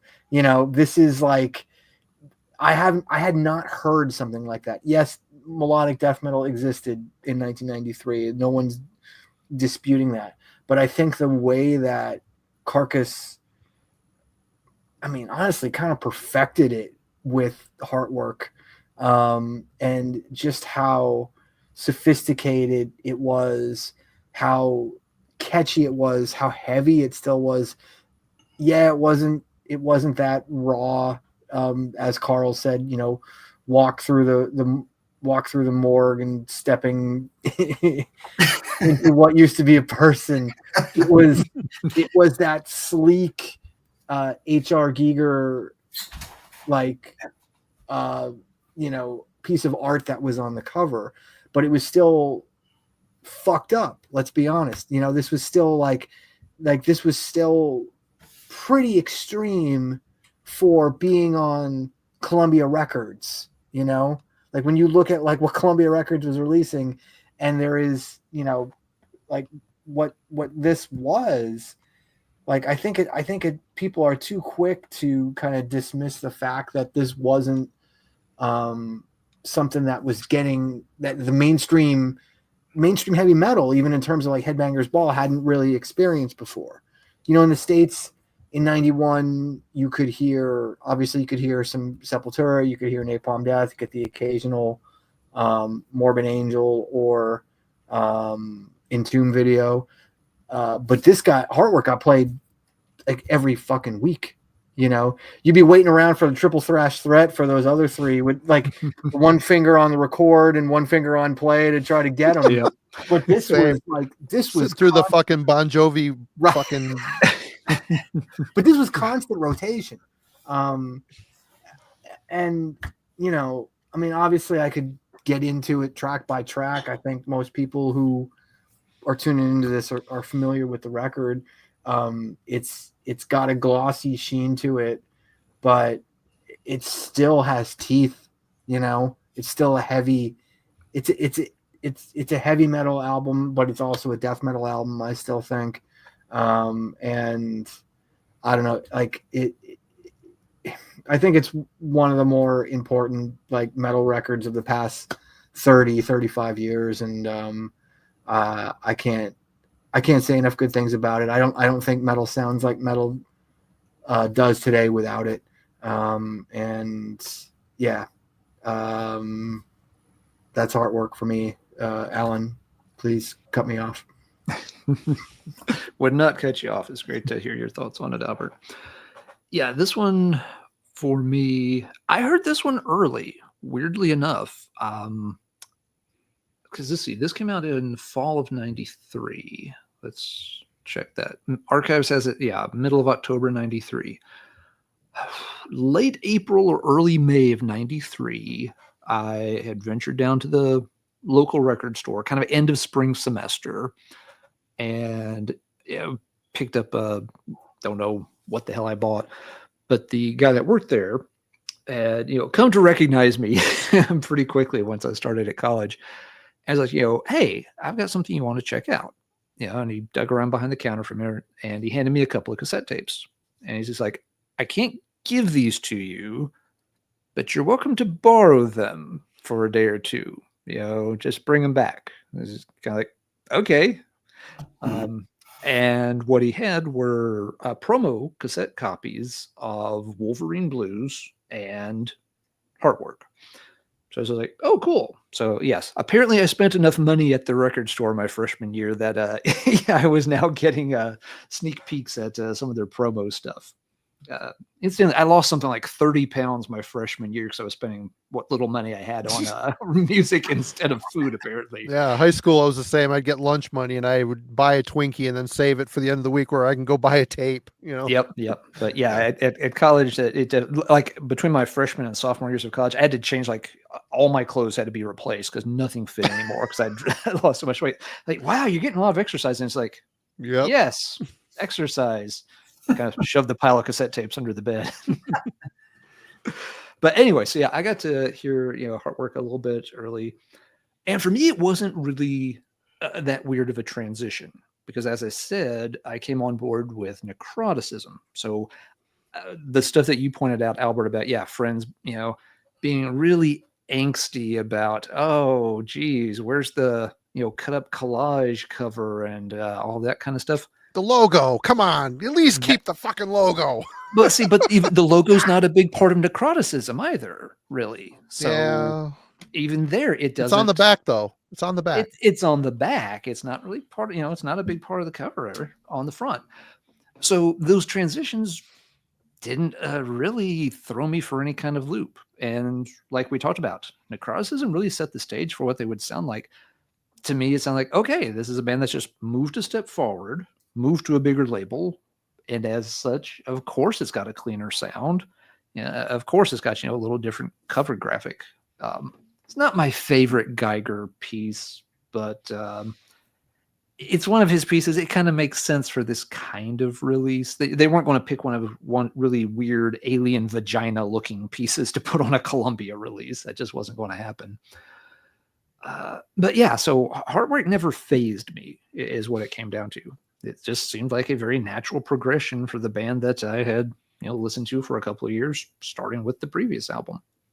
And this is a very good album. That is something I think that gets lost along the way too. People get so hung up on the aesthetic changes and, the label name that's printed on the back of the album. Music fucking rips, dude. I don't care whether it says Columbia, Earache, grandma's, kitchen skillet records. It bangs, it slaps. It's really good. Like Carl said, these guys are absolutely killing it musically. Good songs, tons of hooks, very catchy, very memorable stuff. And as Albert said, it is defining a sound that's going to change metal moving forward after it. I agree. I think it's one of those really seminal releases from the earlier 1990s that changes the course of a lot of heavy metal history. The stuff that comes after it owes a big debt to this album in particular. Carcass is one of those bands that it was able to kind of influence bands in different directions. Like Marty mentioned earlier, you've got a ton of bands that have aped the Reek and symphonies kind of sound over the years, but you also have a ton of bands who really, really, really wanted to sound like Heartwork era Carcass too. Not a lot of bands do that. Bathory is one of the only ones that comes to mind where you've got a lot of bands that wanted to do primitive Bathory and a lot of bands that wanted to do Viking Bathory. Carcass is another one of those bands. They were so good at both styles that they really set the trend. And you have, a legion of, others that follow in their wake. If there's one thing I will, nitpick about on Heartwork, and don't worry, Mike, it's a really small nitpick. Just for me, in terms of where my favorite tracks fall on the album is a bit front-loaded. My favorite stuff, tends to be up through the first 5 songs or so. Although I agree with Carl, Death Certificate is a really, really strong closer. It is a great way to wrap up the album on a really strong note. So, okay, yeah, it's a great album. Maybe the first, half is a little greater compared to the second half. And that's the only bad thing I've got to say about Heartwork. I do get where the more longtime fans of the band that had that history with Reek and Symphonies, where this, would have, been initially kind of jarring to see the changes. I do get that. It just, A, didn't faze me because that wasn't where I had hopped on board with the band, and B, I think at the end of the day, the music was good enough that it shouldn't have, been the defining. If people looked at it and be like, I'm not sure about it, fair, but listen to it, and it's really fucking damn good. So I can get over, the lack of a logo and the lack of, a cadaver collage on the cover when the music is this strong. So that is a hard work for me. And yeah, as it's been said in the chat, something important to point out here, album number 4, undoubtedly the band's kind of, peak popularity. This is when they've got the most exposure, the most folks checking them out. So yeah, this is kind of, from those standpoints, it's the height of Carcass's career here with album number 4. And the same will be true with At the Gates on album number 4. But Marty's got some things to say about Heartwork before we get to that one. Yeah, when this came out, I was very conflicted because the album is great. It's a great record, but you look at the look and the feel of it, the sound of it. If Recaputrefaction was a back alley abortion clinic, third dumpster on the left, this is an LA cosmetic surgery clinic. You walk in where people with a gross income of $5 million go get fake boobs and nose jobs. It's just what it looks like and feels like.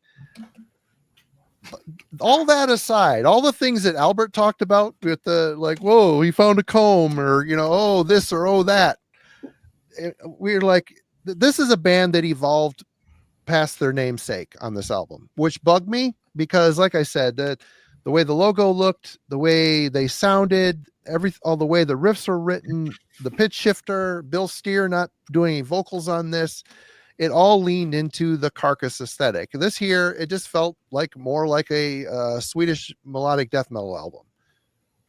Having said that, and that's out of the way, the superficial generalizations I just threw out, this album is great. It is. I would always feel guilty for liking it as much as I did. And like I said, I've bitched about this record a lot over the years on this channel. I can sing along with almost every song on here. But at the end of the day, when it comes to Carcass, I'm grabbing necroticism. I'm grabbing Symphonies of Sickness. That's just my Carcass. This here it's an evolutionary plateau. They hit this mark, and it influenced a lot of bands. And it's also kind of a product of its time. You got a guy from Sweden in here contributing. I don't know. No way. He's not on this one, is he? He might have something to do with something. Mike Gamut's on that one. Is he on this one? I thought they had the other guy in the video. Anyway, this here, it's an evolutionary plateau that kind of feeds off of what's happening at the time, especially in Sweden, I think. But again, it's okay. It's okay. And I think I saw someone comment in the chat that seeing how many bands that they influenced and how many clones were coming out, it was probably a smart thing to do to change a little bit. And I kind of agree with that.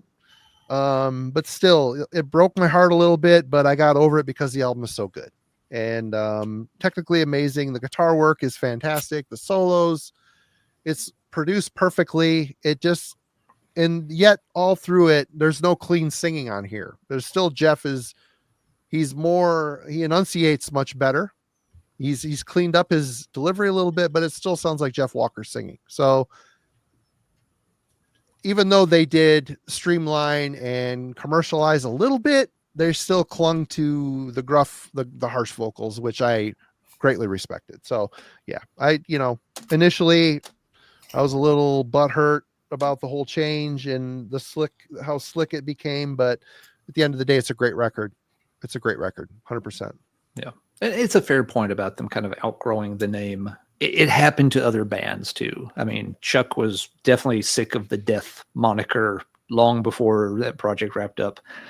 It was appropriate for the first few albums, but yeah, he grew out of the name Death, but was then kind of saddled with it. And yeah, Carcass might have, felt the same way at this point. I don't know. But again, you've built up that, following with that name. There's no way you're going to, lose all that ground you've covered and, try to be like, oh yeah, by the way, we're not Carcass anymore. We're, steel. We're surgical steel now. Let's go with that. Black Star. Yeah, Black Star. That worked well. Yeah, great. Spoiler alert. Before we move forward here, though, we're just gonna let that third dumpster on the left thing. We're just gonna. We should gloss past that. Okay, I just want to be clear with that. That's fine. Moving forward. Need any taglines for Decibel? Give me a call. I am happy to say the second half of that did not go in the direction I was afraid it was about to go. So you did land on your feet. Yeah, he did. It was a nice pivot. I agree. Yeah. Yeah.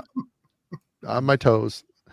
All right. So we are going to 1995 and Slaughter of the Soul. At the Gates looks at Carcass's fourth album as helping redefine the genre and says, hold our beer. Yep.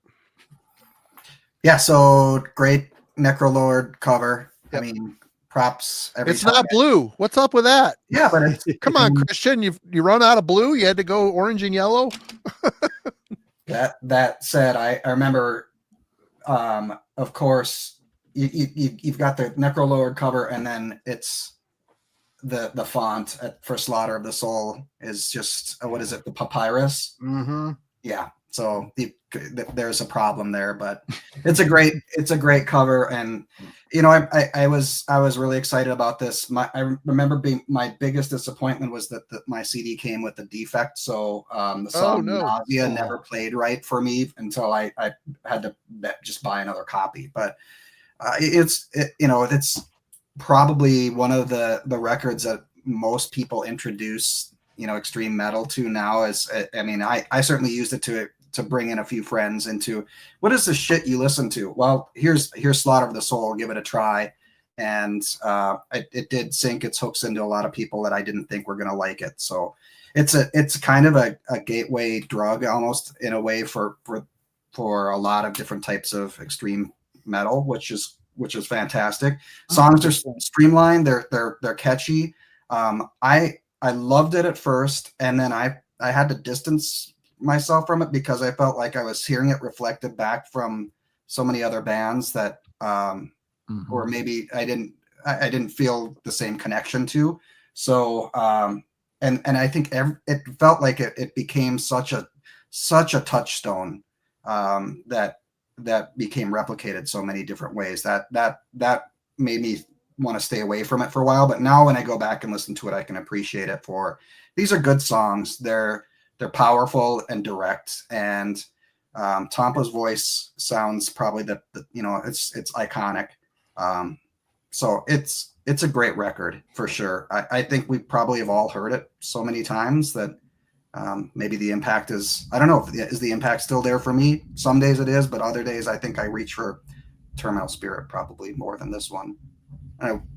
Albert?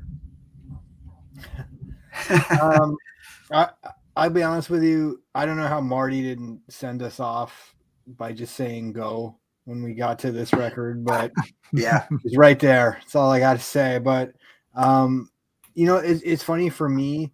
I was so into, I I was so into Terminal Spirit Disease that when I first heard this record, I was working at a record store in Northeast PA. This is 95. And the store owner got an advance cassette that was sent from Earache Records. And it was some of the first promos I got was this tape. Yeah, it was just the white tape cover. Yep. Yeah, the tape. No, it came with the white cover with just the type on it. Yeah. So I got that, and I was so stoked when I put it in, and I was like, man, all these songs sound the same. I was like, it felt like the first time I heard it, it felt like a flat line to me compared to Terminal Spirit Disease and how I felt about Terminal Spirit Disease. But I'm just being honest with like what I got when I got it. All right. Now keep in mind, this is 1995. I'm a 20 years old college student. There's only so many cassettes that I have that are in my car, stayed in my car.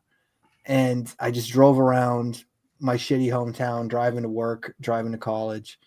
And I, over weeks, just started to fall in love with the records, and it just kind of revealed it. Like the songs began to reveal themselves as like these compact versions of what At the Gates had done prior to this, especially on Terminal Spirit. And each song revealed its own identity. And I began to understand that, it was more of like, a Dark Angel, Slayer. It was more of a thrash approach to extreme metal and to death metal with what they were doing. And yeah, it was melodic, but so much of what made it work was thrash, not melodic death metal. And obviously, what it wrought happened pretty quickly. I think we all think of the early aughts, nearly a decade down the line as kind of the apex of the influence of the band. But I vividly remember hearing like a Zayo record in 98 or 99 and hearing like some severe At the Gates isms, from Slaughter of the Soul. And it really like hitting me like, oh my God, this like these hardcore kids heard this.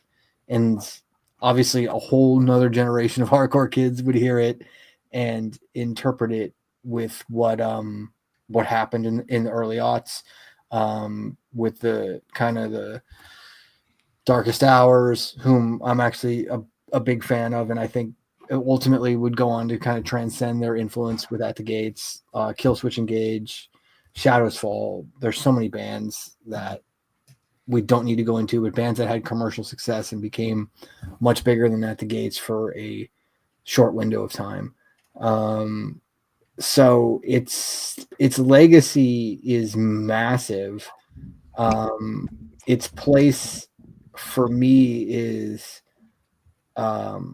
conflicted because I actually really like it. I think there's, the songwriting is just sharp, concise, catchy shit. The production is spot on. Tampa's voice is honestly, with the exception of, and this might be an outlier for some people, but with the exception of the Crown record he's on, I think this is my favorite vocal performance from him. And it is obviously a landmark in heavy metal and things that we're a part of.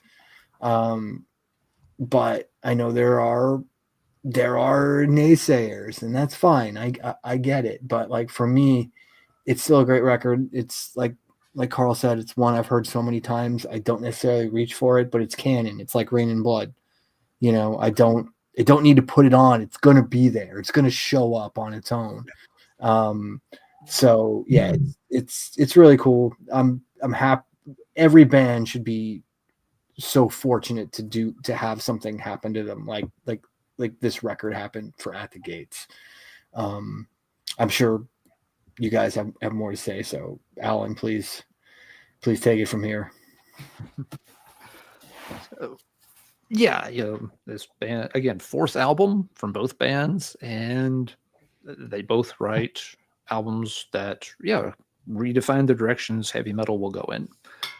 It is I've always loved this album. I had read a review of it before I got to hear it, and I think it was somebody who actually really wasn't that much into extreme metal who had reviewed it and was still really gushing about the album, which I thought was interesting because he was more of a like power metal, traditional metal kind of known for connections to that kind of stuff. So it's like, that's interesting that he's that enthusiastic about this album. So yeah, picked it up, instantly loved it. It's got a very ferocious kind of sound to it, and I think it's that thrash element that you described a minute ago. That is an important ingredient here for sure. It's extremely tight sounding, but at the same time, very, very sharp. Marty, you've described a lot of the Carcass riffage as just having a sharpness to it. This does too, 100%. And this does too. Yeah, this album now here's an At the Gates album that has that same very, very just sharp. Every riff is just absolutely poking into you, hooking you, catching you, will not let go. There's a real energy to this album. They're just manically banging these tracks out one after the other, but they've all got their own identity. The songs do not run together badly whatsoever. I would agree. This is probably Thomas's finest hour, behind the mic. He sounds frantic when he needs to sound frantic. He sounds angry when he needs to sound angry. He sounds anguished when he needs to sound anguished. The emotional range across the songs is perfect. It is an incredible album and an incredible listen. It's kind of funny what's happened to this album over time. When people talked about this album, in the late 90s and the very earliest 2000s, this was like one of those sacred cows. At the Gates had made this masterpiece, this absolute magnum opus, and then the band split and disappeared. And it's like they had gone out on the highest of high notes imaginable, and this album could do no wrong. Now, 25 years later, you get much more mixed reactions to this album, and I feel like the album's sort of a victim of its legacy. That because this album became so influential on so many bands in a lot of different styles that don't always appeal to the, quote unquote average heavy metal fan, that now they kind of look back on this album and it's just like, oh, you're the one who started this bullshit. I felt that way about Cannibal Corpse for a lot of years too. All the brutal bands that, yeah. Yep. Yeah. You're the one that started all this, fill in the blank core genre crap that I hate. So you must suck too. It's like, whoa. Do we hate Dark Throne because they spawned 1,000, sounded like guys who hung out at the black and white Xerox machine? They somehow get a pass. Yeah. No, we don't. Does Cannibal get shit on a ton? Because for spawning everyone else who wants to write super gory lyrics. No, Cannibal is much beloved in the community. For some reason, At the Gates seems to have to die for the sins of the bands that came after them, and I don't quite get why, because we don't see it happen so much to those other legacy bands that start. Does Bathory suffer because there's a ton of boring Viking bands out there that all sound exactly the same and put me to sleep after 3 tracks? No. Viking era Bathory is, incredible stuff. I'm not blaming Bathory. I'm not going to shit on the Bathory albums because there's way too many sound alike Viking bands over the past several decades. So I really don't quite get why people are so eager to, put Slaughter of the Soul up against the wall because they don't like the stuff that happened 10 and 15 years later in other genres and other styles. It's like, okay, you don't have to like that stuff. Yeah, that's fine. But that doesn't, and if you just don't like this album, that's okay too. But it does bug me that this album, people want to kind of keep, knocking it down a peg. And I wonder sometimes if it's one of those albums that maybe just got too much adulation. Sometimes people have that contrarian streak where they just want to, oh, it can't be that fucking good. Oh, let's knock it down a peg or two just on principle. Gatekeepers, yeah. Yeah. And people have used that term a couple of times in the chat, regarding this. Yeah, maybe there's a little bit of the gatekeeper thing happening. I don't know. I'll say one bias I have too is that I haven't really had to suffer a lot of exposure to all the fill in the blank core styles that this band inspired.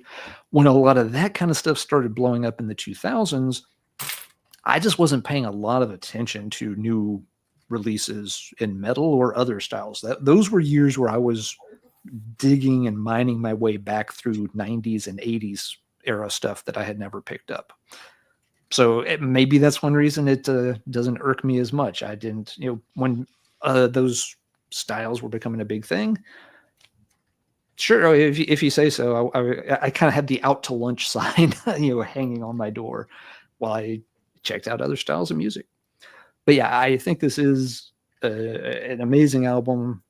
Once again, both bands on their fourth album kind of, they hit their peak visibility, their peak popularity. They release albums that redefine heavy metal, and both albums have still catch some flack for slightly different reasons. For Carcass, it's because they were moving away from the grisly old stuff of previous albums.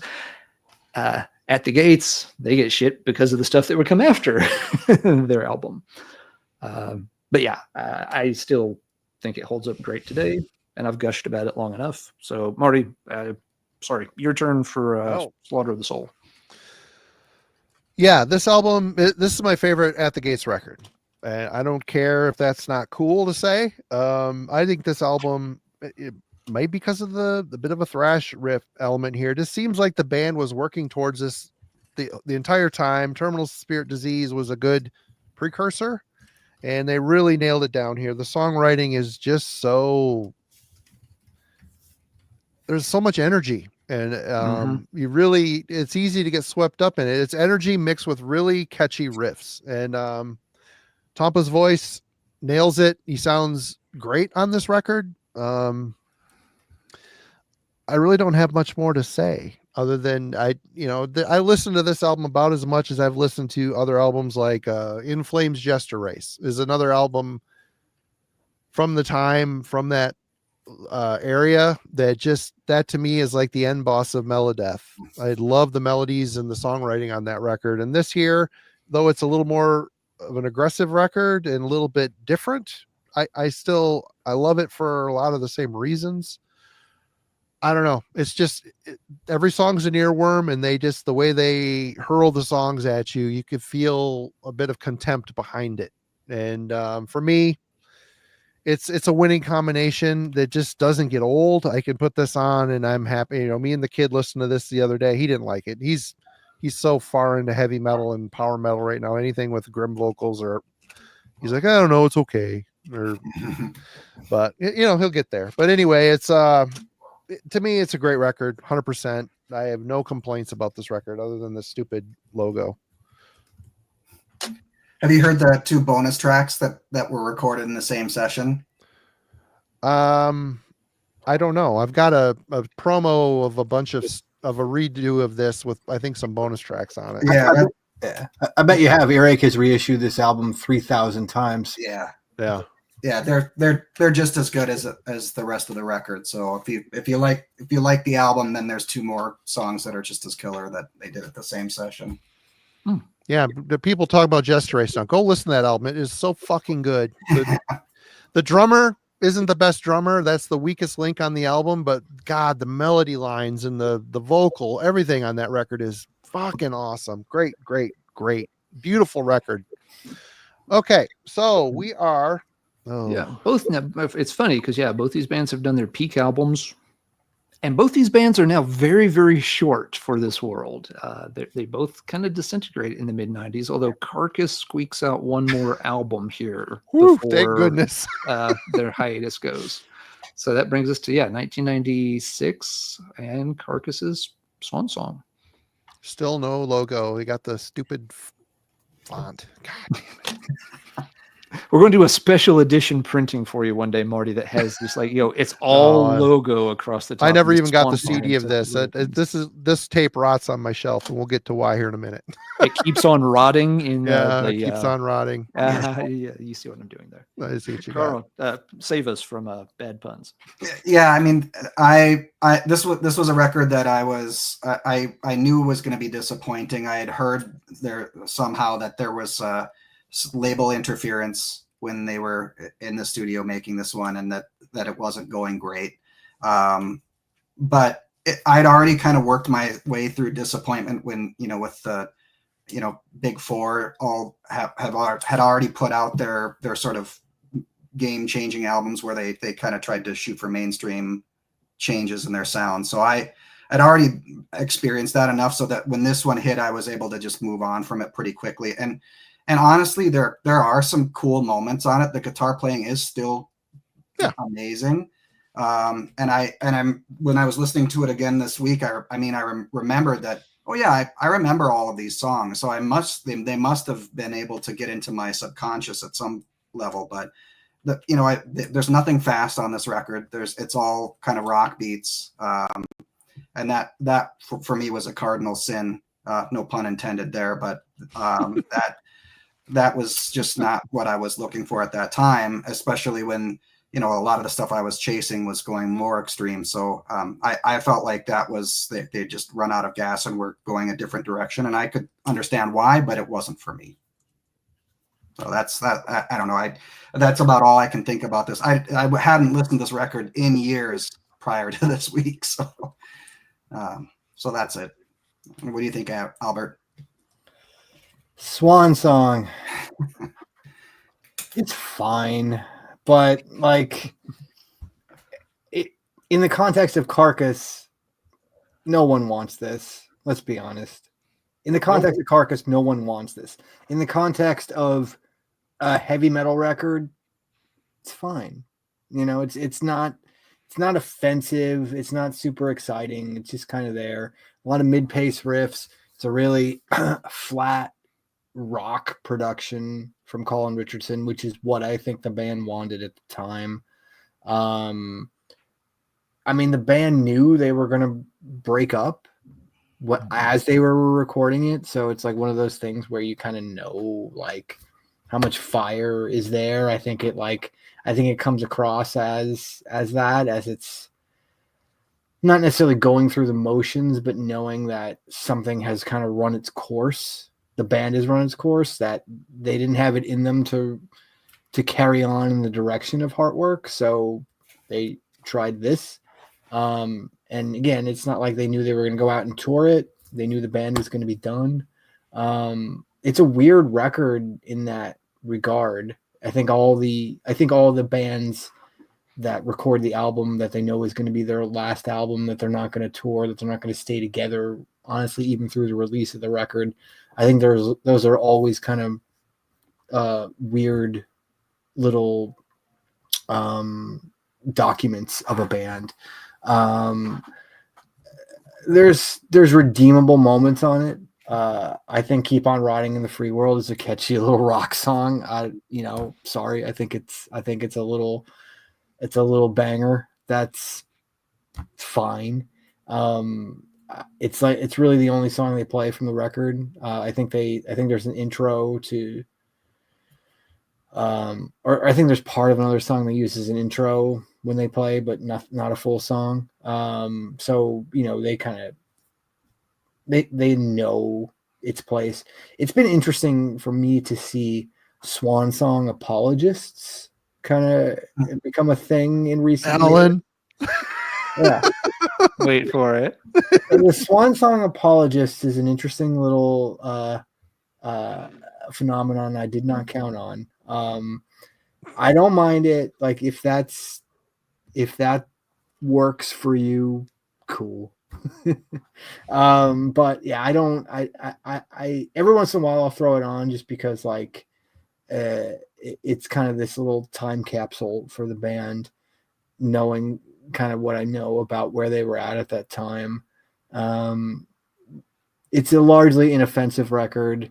It's barely a Carcass record. It's not the record that any Carcass fan wanted at the time. I'm not even convinced it's the record that everybody in Carcass wanted at the time. But they did it again with Black Star.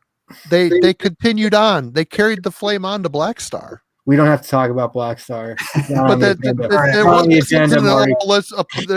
it again. It was like, this is what they wanted to do, you know? If you want to go down that road, we can talk about what it's like to have been a metal band that came up, an extreme metal band that came up in the 80s and was still going by 1997, and what life that was like what do we do now? Well, they never thought they would even make it that far. I mean, they come from, like, Jeff come from a weirdo punk band, and it's just, did LG Petrov think he'd still be screaming up to his passing? I mean, but it's also like that weird time of like the mid to late 90s when this stuff was really kind of, I don't want to say forgotten about, but like it just didn't have the cachet that it carried a few years later. Like when and again, I'm not going to go far on this because we've got 3 more records to get through after this one. Like when I met Jeff Walker in 2002, when I reached out to him to do interviews for Choosing Death, he was working at a bank. He did not think anybody gave a shit about Carcass. He had no idea why I wanted to do a book about the history of death metal. So like that's 5 years post Black Star. Wow.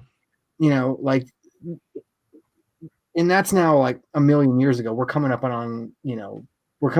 almost 30 years since Black Star was a thing. So it's, while we kind of live through that stuff and we contextualize it, as it was happening, but like, man, for like people who didn't live through it and to look back on it now, it's like, it's wild, I think, to them to kind of understand that this stuff had such a steep decline in terms of commerciality, credibility, artistic merit. And the turnaround was out of that was fairly quick. And, so much of it had to do with generations after these bands latching on to either Heartwork or Slaughter of the Soul, and it propelling like new generations forward. Old farts like us never forgetting the stuff that happened before it. But again, this is a tangent that no one needs for this particular record, but I guess it's semi-relevant. But we'll cut it off here. Alan, please take it away. Oh, the good to put a spotlight on that, though, for sure. Yeah, those are all factors that definitely play into what's happening around this time. But the band did run out of gas. They were essentially broken up, by the time the album even came out. And I understand why people aren't keen on this album. I got it around the time it came out. I liked it. I still like it. Is it as good as the albums that came before it? No. Is it still a fine album? Yes. For me, it's just a fun listen. It's got more of a rock structure to it. Absolutely. It's a simpler sound. Yeah. But it is, still heavy enough, and it's got a certain catchiness to it. A lot of the songs are, as someone mentioned in the chat a minute ago, it's the kind of album that is kind of fun just to, turn up a bit louder when you're driving around, with nothing particular to do. It works really well in that context. I think the first half of the album in particular, all those songs I like. Yeah, Keep On Rotting is a good opener for it. It's catchy. Yeah, Black Star has this, big, very catchy, slightly groovy riff to it that's very memorable to it. Cross My Heart works fine. Rock the Vote is fine. Yeah, there's 12 songs here, which is too many, and not all of them are going to work. But at least just glancing at it, at least half these are songs I like, and the ones I don't like, it's like, okay, maybe they're forgettable, maybe they're ideas that don't come together. But at least half this album, I can play and enjoy. So no, I would never challenge it and say that, oh, this has to be like A tier, death and roll, or, it's prime Carcass. No, of course not. But for me, it's a fun listen. It's a good record. I have it. And yeah, I've liked it since it came out. So I get why it's not for everyone. Because, yeah, it very much is, as Carl said, it's got signs of a band that are very quickly running out of gas. I would agree with that. But it's got, just enough spark left in it that I can listen to it and enjoy it. So I won't belabor the points beyond that. But, yeah, I get why people don't like it. But I'm not crazy. Other people do like it, too. And I see why people can enjoy the album. It's a little different, but it's got a certain fun factor that makes it a little hard to resist. But this next fella don't like it. Marty, no. Go ahead. No, when Entomb made the jump to more of a rock, death metal, death and roll, it worked for them. They did a really good job with it. Bands like Grave had success with it. Furball. There's these other bands that really did well. I always lumped in Swan Song with like Desultory, Swallow the Snake. You want to talk about a failure death and roll experiment? That one is. And when I got Swan Song, it broke my heart. I mean, I felt conflicted on Heartwork, but I still love the record. It's still a great record. Swan Song broke my heart. It isn't because of musicality of it's great. The guitar work is fantastic. This is not my Carcass, and it is superficial and lame as that sounds. I don't care. I'm the one listening to it. Mm-hmm. It makes sense. The band has drifted a little too far away from the sound that you liked at this point. And it was, a band that early on in bands, I was subconsciously ripping off their riffs and not even knowing it. I listened to so much Carcass. It had become DNA. It's part of the DNA at this point. And have something this far off the mark, it still, we did a dive on Carcass, Alan and I did, and it's still, I can appreciate some songs here and there a bit more, but it's not right. It's an invader in the Carcass in the Carcass lineup for sure. Which brings us to, are we going to stay on track here and talk about? No, we'll flip back and forth. Yeah, both bands at this point, by the end of '96, both bands are history. Carcass had their 5th album out, and both bands, have to take a long hiatus here. But At the Gates will get their 5th album out in 2014, so you've got a 19-year gap before At War with Reality. A comeback that a lot of folks for a long time thought would never happen. Carl, what were your thoughts when you heard they were coming back? He bought a fancy edition. Wow, look at that. Oh, cool. Nice. Yeah, I've tried. It's got a 5.1 mix. Wow. Which is pretty cool if you can find a stereo with 5.1. I was eagerly anticipating this record, and me too. And I wasn't disappointed. It feels like it is very much, though, continuing what they did on Slaughter of the Soul, and because it even down to some of the rhythm guitar elements that sound like they really could have come from the previous album. But that was okay. It was what I wanted at the time. I was just so happy to have them back. There's also an interesting crossover because of those guys. Several of them had been doing The Haunted for a while, so I feel like there's almost a little bit of that element. And again, it's that thrash element that was so prevalent on Slaughter of the Soul that comes back again here too. They start to do different things on the subsequent albums after this, but this one, has just really cool songs. It's got a little, to me, it's got a different emotional flavor to it. The stuff that I think is the most exciting about this is where it hints at trying a few things outside of the Slaughter of the Soul wheelhouse, which I think they get to on the next record even more. But production, this record sounds great. It's just really clean and powerful, and they sound like they've got a lot of fire. I think Tampa's voice sounds outstanding on this one too. So yeah, I'm a big fan of this record. I think it was a great comeback, and I was very satisfied when it came out. Albert, what do you think? I think it's a great comeback record as well, and I think that for At the Gates in particular, the bar was so high coming off of Slaughter of the Soul,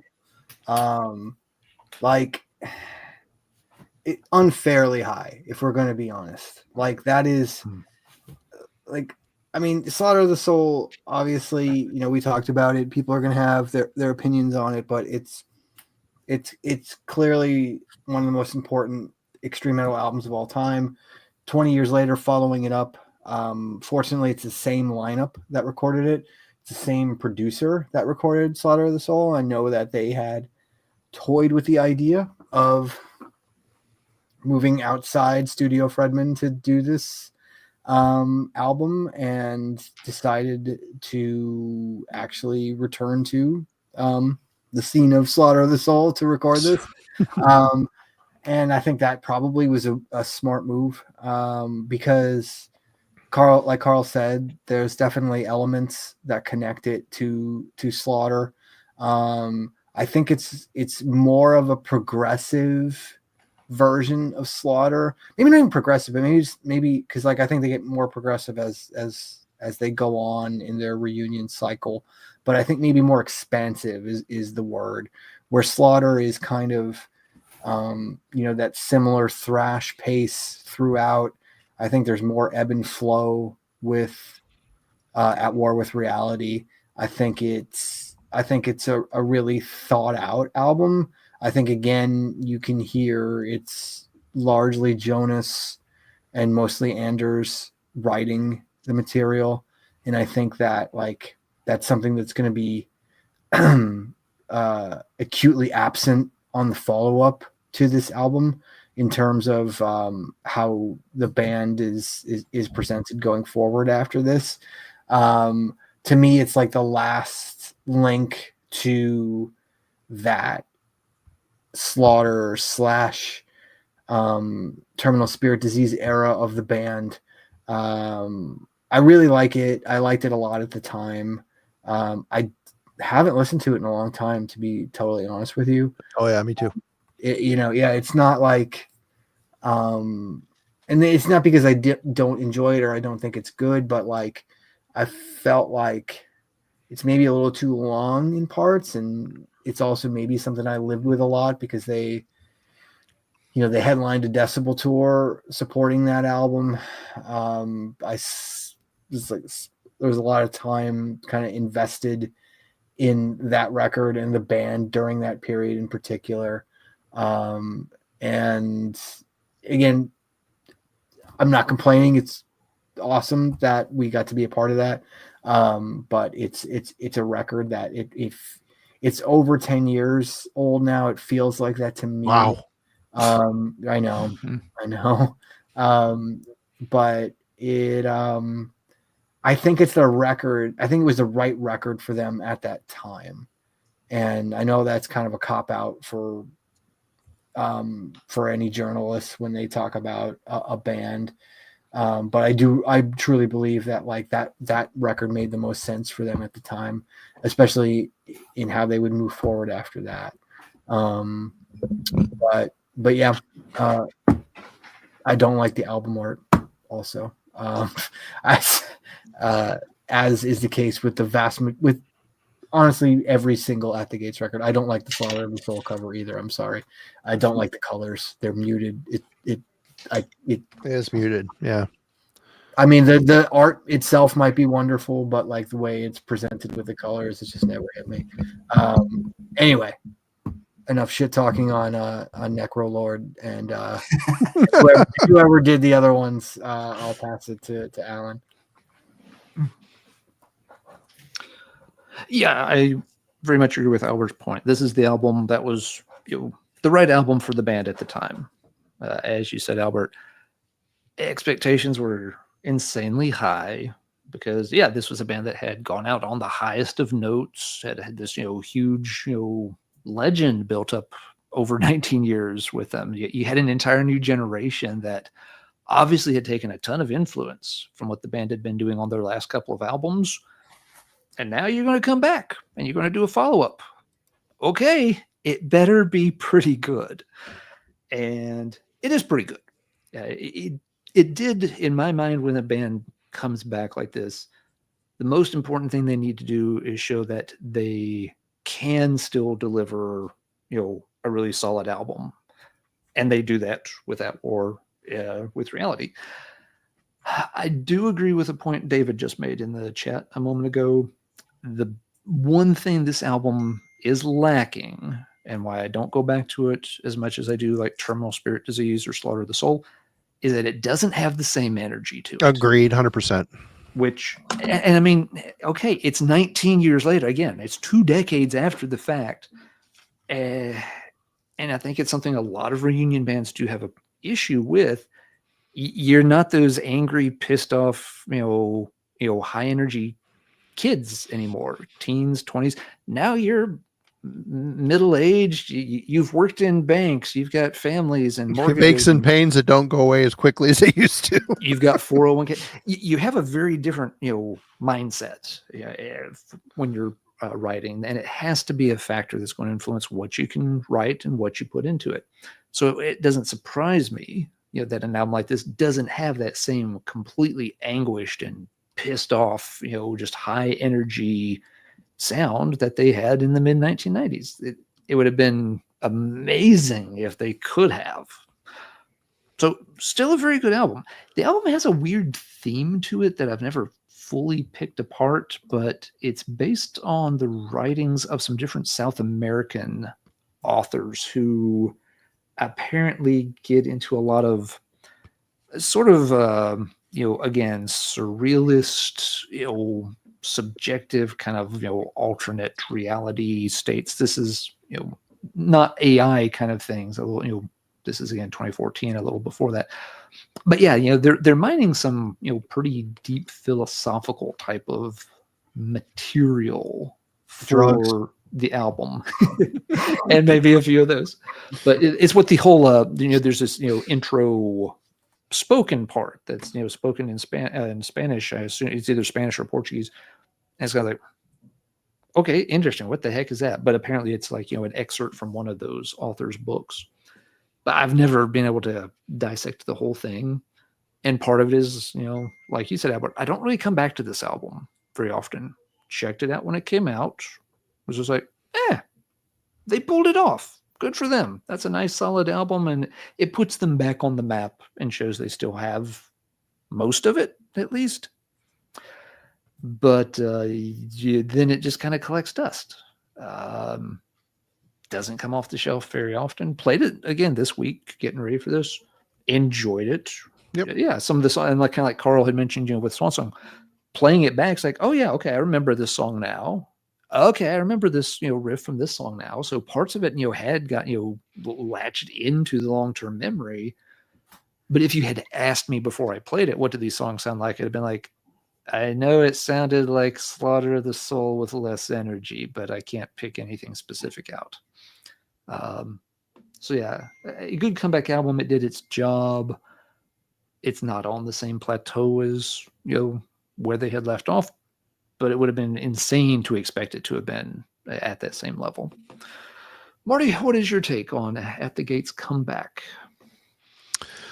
It's really difficult. It's got to be really difficult for a band that strikes, massive success with an album. It happened with Heartwork and it happened with Slaughter of the Soul. And when this, news of these guys getting back, I was excited. I got this when it came out, and I remember listening to it fairly regularly for about a week.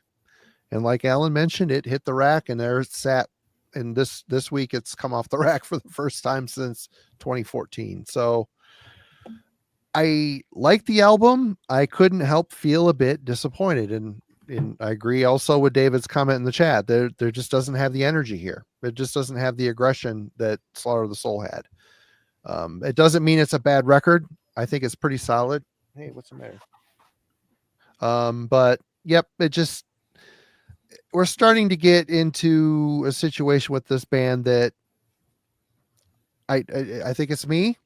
I mean, I don't even own physical copies of the two albums that come after this. So I think this album kind of closed the lid on this band for me. And I'm not saying that it's not their fault. They're doing what At the Gates does, but they're one of those bands that I've always kind of respected and liked sort of, but never loved other than Slaughter of the Soul. That album had me hook, line, and sinker. All the other stuff I always had to fight hard to find something that I appreciated on it because of, the weirdness of it, or, and I think this album here just kind of told me like, yeah, I think it's good, but it doesn't have the replayability that Slaughter of the Soul has. So for me moving forward, it was interesting to hear the albums that followed it here. But okay, getting back together again. Was it 2013 this came out? Yep. They beat At the Gates to the reunion by 1 year. Yep. A lot of bands, kind of did a thing here. Like Cathedral, showed back up in 2013 for their last album. So for them, it wasn't a comeback; it was an outro. But yeah, you had several of these kind of bigger '90s bands very active right in these years. But yeah, Surgical Steel, 2013. It's a 17-year gap that Carcass was resurrected. Carl, how did this one strike you? I think this is, for me, one of the most successful comeback records of anything I can think of, really, for being off for that long and then to come back with something like this. I think it was even more than I expected the record would be. I thought, this will probably be pretty good if they don't, if they learn their lesson from Swan Song and are doing what they're good at. I think it surpassed that expectation. And listening to it again this week, I still feel the same way. The songs are killer. There's a lot of variety, and it almost harkens back a little bit to some of the earlier material, and that there's some of that grossness back to it, even though it's got a really polished. I think it's Colin Richardson and Andy Sneap both working together on it. So those, the sounds great, but the riffing is still dangerous in a few places where I feel like this has some of that element of what they were up to when they were, a younger band. So I'm very happy with this record. Every time I listen to it, I feel like this is what I would have wanted to come after Necroticism or Heartwork. Yeah, this feels like the transitional album between those two for sure. For me anyway. Yeah, it's a nice bridge between those two, and I think it's a fantastic reunion album. The one that it sets the bar. If you're going to take some time off, this is how to come back swinging. Totally agree. Yeah, I love it. It's a great comeback record. We inducted it actually into the Decibel Hall of Fame a month ago, because the only real stipulation besides us agreeing that it's Hall of Fame worthy is the record needs to be at least 10 years old. Mm-hmm. So I think when a lot of people realized that record was 12 years old, people really were upset. Not much time has passed that. Oh shit, this is old. What does that mean for me? But what I think it's important to point out here, contextually, is At the Gates had the unenviable task of having to follow up Slaughter of the Soul with their reunion album. Carcass followed up Swan Song with their reunion album. Yeah. That is a position that I would happily take. Now again, that is not to diminish Surgical Steel at all, because I think Surgical Steel is fantastic. It was Decibel's album of the year. It was Decibel's album of the decade for the whatever the 2010s are called. I don't know, but like that was. We've planted the flag. We fully believe that this record is fantastic, start to finish, and I believe it is too. As far as a record, outside of the context of other Carcass records, well, I guess this is still within the context of Carcass records. Something that a couple of you guys pointed out was earlier on in terms of closers, how much everybody liked the song Death Certificate on Heartwork, which I think is a good song. But I never thought of it as like this epic closer. I think it's a really good song, but I don't like, when I think of epic closers, I think of songs like Waters of Ain by Watain. Like I think of these like these tracks that just like are a crescendo to a whole record. And for me, what is this song? Is it Mount of Doom? Is that the name of this Mount of Execution? Mount of Execution. Mountain of Doom is Tiamat. Sorry, Mount of Execution is the closing track on Surgical Steel, and for me, that's the first epic closer from Carcass. I love it. I love the way it moves. I even like the weird little Dimebag Daryl outro riff that they throw in at the end of it. Like, I just think as a record, start to finish, it has personality, but it doesn't really do anything that Carcass hadn't done before. It's a Carcass record. It isn't like we're going to make Necroticism, we're going to make Slaughter of the Soul, we're going to make Heartwork, we're going to make Red in the Sky is Ours. That's not the thing. It's like we're just going to make a Carcass record. And I think that served them really, really well coming out.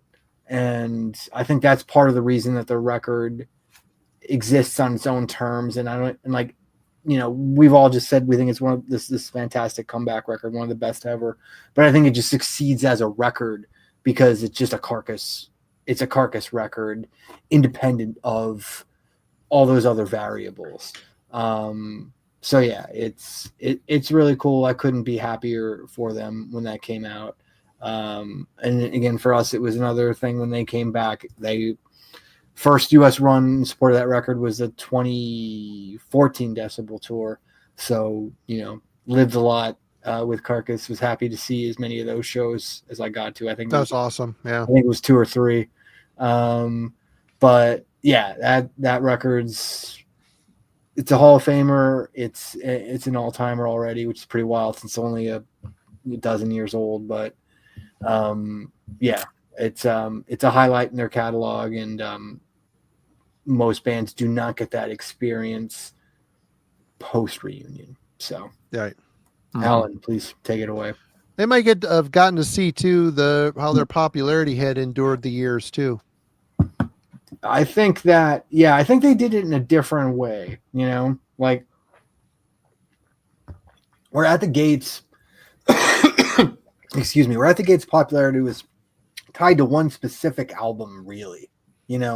Carcass was just, it was Carcass. It was a discography that I think people were universally respected. Yeah, it was a little different. And that it doesn't take anything away from At the Gates, because I love those 3 other records to varying degrees. It's just that there was this universal appreciation of one specific thing that they did versus Carcass as an entity unto itself. Yeah. All right, I'm fucking done talking. I'm sorry. I'm gonna mute myself. Bye. It's all good. All good. But yeah, this comeback has a lot of parallels with At the Gates comeback. People very, very excited that these bands were reappearing out of the ashes. And of course, expectations pretty high for material from these kind of acts. And they both deliver a very good, solid album. So I think most people were pretty happy with what they heard when it came back. At the same time, I also think, just like At War with Reality, it's like, yeah, okay, it kind of sounds like what you were doing in the 90s, but it was maybe missing a little energy. Surgical Steel isn't missing any energy, but to Albert's point, it does feel like a Carcass record, and it doesn't feel like anything they hadn't done before. So in a way, it feels like it was the safe bet, which is what they should have done. 100%. It's not really a criticism. It's like they needed to put themselves back on the map. Yep. There's a certain expectation. And if you want to get back on the map and stay on the map, you damn well better fulfill that expectation. It's something that legacy bands have to deal with. If you come back and you're doing some really weird ass shit that has no connection to the rest of your history, most of your fan base is not going to go for that. It's just not going to happen outside of, maybe some very progressive genres. So yeah, Surgical Steel does everything it needs to do, but it does just feel like, yep, it's a good Carcass album, but it's not adding anything to the legacy. Albert made a really, really good point, though, about the fact that Carcass was coming back after sort of hitting rock bottom in a way. The cold lake of the modern era. I would argue that a lot, but for a lot of people would share that. So we'll go with that for now. Except the cold lake apologists, those exist now too. All right, I know they do that bad of an album, dude. Whatever. Yeah. But and At the Gates had the opposite thing. I have to give presentations for stuff all the time. Literally 2 weeks ago was having to give presentations at a big university. When I have to do those, and it's often in groups where like, okay, we're bringing 3 of you in from 3 different departments, and you're each going to give a 20-minute presentation, 1 hour for the whole thing. Your first, your second, your third. I always like to go second or third, and I'm always hoping that I get to follow a weak presentation, because when something is kind of weak sauce and you follow that up with something good, it makes you look that much better. Whereas if you're having to follow up something that's really fucking good, you can be really fucking good too, but you won't stand out as much. And yes, 2 weeks ago, the presentation before me, it's okay. It wasn't great. And literally while I'm sitting there watching, I'm thinking to myself, it's like, this is perfect, because my presentation is good, but it's going to look even better because I'm following up this noob who's saying every 3 seconds and has their hands in their pockets and doesn't seem to know what's on their own slides. So yeah, Carcass gets to follow up the Swan Song and Black Star and come back, and it's it adds to the triumphant return kind of mythos. Whereas At the Gates is like, yeah, you were right here last time we checked. You still up there? Hey, you stepped down. That's okay. You're close. You're good. Yeah. Thumbs up. So yeah, it was a very different experience with the two. But so yeah, this album is a perfectly good album. Don't get me wrong. It is not one I revisit a ton, though. If I am thinking I want to play Carcass, at this point it's their 6th. I've got at least 3.5 others I would, I'm likely to pick ahead of it. So even though it's a good album, it's not doing anything different enough that makes me want to pick it over Heartwork or Symphonies or Necroticism or even half of Swan Song half the time. So it kind of has a hard time making its way back to the surface now, 10 years after the fact. I'm not saying it's a bad album. This is a problem Reunion albums had. Same thing with the At the Gates album. You get it, you play it, you like it, but then it's competing with the band's own catalog for your attention sometimes. And it can be a struggle to get a lot of spins later on. So good album, maybe not quite as high on as Carl and Albert are. Marty, your thoughts on Surgical Steel? Yeah, it felt like a redemption album. Again, I was super excited to get this, and upon listening to the Non-Compliance song and Captive Bolt Pistol, it felt like they had the spirit back again, And you forgot to mention, Alan, that it's on Nuclear Blast. And what is your idea about the Nuclear Blast contract for these older bands? Yeah, that's a great point, Marty. It completely slipped my mind. But yeah, Nuclear Blast has this. We've joked before that when Nuclear Blast signs these veteran acts, there's a standard issue contract that says, we will keep putting out your albums, but you will make the same fucking album that everybody wants you to make, and you shall not deviate from your template.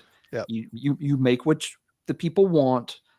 Forget about any progression or trying any new shit. Just do what you know you need to do to sell X number of records. Sign right here. Welcome to Nuclear Blast. Yep. And that, this is the album they needed to make. And I'm glad they made it because I enjoyed the hell out of it. The guitar work is still top notch. The riffs, they're like, Carl mentioned, this feels like it should have been the spiritual transition between necroticism and Heartwork. It just has that feel. It would have made more sense. It would have made Heartwork a little bit less jolting, I guess, hearing it for the first time. But yeah, I have nothing really more to add. You guys all really summed it up. It's a really good comeback record. It made me excited about Carcass again. It made me, forgive them for Swan Song for sure. And that leads us to, I forgot, I don't have one in front of me. That's the wrong one. To Drink from the Night Itself in 2018 by At the Gates. Carl. Yeah, so this one I enjoy quite a bit. It's starting to get off of the Slaughter of the Soul template a little bit more, and I'm hearing some of the crust and D beat elements that I've heard. Tampa's done some cool stuff with Dysphere and Skid System, so there's some of that in his background that I hear in this. But there's some D beats on this record, which I always feel is like an easy way into my good graces. There are a few places here where I still hear some of that callback to Slaughter of the Soul, but it's not on every song, and I like that. I like when bands can hold on to a core but then expand outward without. So it's additive and not subtractive in terms of getting rid of what people might have liked on a previous iteration. So I guess there's two songs on this that I think are up there with anything, the best songs they've ever written. The Chasm and Daggers of Black Haze are both just magical songs to me. I every time I hear those, I feel like that those are highlights of their whole discography. So it's a cool record. I mean, if especially if you feel like maybe you're tired of what the template was from Slaughter of the Soul and want to hear them branch out a little bit, I think they do that successfully on this one. All right. Albert. Me unmute here. Yeah, I think that a couple things with this record that are of note is that Anders, who was really the primary songwriter for both Slaughter of the Soul and At War with Reality, leaves before the writing and recording process of this record. He's replaced by Jonas Stahlhammer. It's a great name. He was in God Macabre and probably something else that I can't remember at the moment. But that basically meant that Jonas Bjorler, Anders' brother, wrote the majority of the album.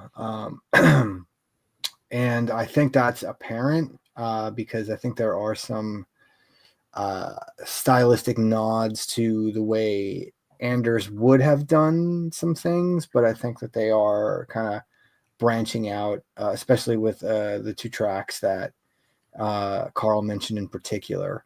I think the title track is probably the most Slaughter of the Soul-ish song that the band has written since they reactivated.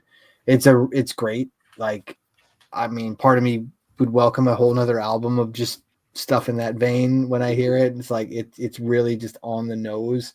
I think the production on this record is a bit of an issue. And it's clearly definite drop in quality on this one and the one after. Yeah, and I think that this was what they were going for. Like, they had Russ Russell, who is the guy who has been recording the last half a dozen Napalm Death records, which, you know, we went over in depth at one point not too long ago, and we can safely say that he's done a really good job. So it's clearly not because of him that it sounds like that, and they were stylistic choices made by the band to move in that kind of I don't want to, it's almost like a faux analog direction, you know, which I get. I appreciate that you want to make a record feel like records used to feel, but there's just something muted about it that I think like kind of defangs some of the heaviest parts of it that would really hit harder if it had more of a more modern production. Honestly, I like the record. I haven't listened to it in a while, in all honesty. Like I said, there are like really good songs that have come out of it. I struggle, in all honesty, with this band minus minus Anders Bjorler, who I think is really kind of the linchpin in the songwriting. I think Anders did a really admirable job I think Jonas did a really admirable job in Anders' absence. And I think that'll be the case again on the next record we will get to. But this is maybe my least favorite At the Gates record as it stands, or at least the one I reached to with the least frequency, especially in terms of the post-reunion records. Non sequitur, bear with me. I cannot access the chat, so I'm just going to respond. Oh, you can't? No, it's only just because of my YouTube stuff. I think my YouTube like tries to connect with the Decibel YouTube or my own, but it's fine. You should be able to connect through the StreamYard. You should be able to go directly. Can you see it in StreamYard? Yeah. But you should be able to click on the bottom and add your name. I know. I tried. We don't need to troubleshoot it now, but I'll just say that for the next time we'll have it sorted. Yeah, for the dude who asked when we're announcing the lineup for Denver, the good news, it's Tuesday. So fucking tune in Tuesday. You'll have the full lineup for Denver 2025. That's all. All right, I'm done. Alan, please take it away. Sweet, you got Milli Vanilli back together and having them a Decibel. Oh, oops, sorry. Damn it. Fucking way to blow it, Marty. It's terrible. Trying to think of a Milli Vanilli joke, but I can't remember a single song or lyric, so it's Girl, you know it's true. Ooh, ooh, ooh, I love you. Anyway. You did that to yourself, not me. These 3 hours have been worth it. Keep going. All right, so yeah, you've come back, you've put out a very solid reunion album. Everybody's happy. Then what do? This is another tough spot for these legacy bands. It's like, okay, great, you're back on the map. You delivered the goods. Exactly, Simon. But just enjoy it. That was a couple of years ago, so it's like. What have you guys done for me lately? Yeah, and it's like, well, you can't just make the one are you making one comeback album and then going, back down the rabbit hole for another 12 years? If you want to stick around, you got to come up with something else. And that I feel like is almost as hard a task for these reunion bands as getting that initial album. The initial one, at least, you've got as much fucking time as you want to get it assembled and out. But once you do that, the clock is then ticking on when's the follow-up. And this album has some issues. Like Albert already documented. Yes, you lose your principal songwriter, yet that's a big hit. They get a good new guitarist in to fill that role, but it's not going to have exactly the same sound, and you can't duplicate that component when you lose a big songwriter. Production here is not as clean sounding.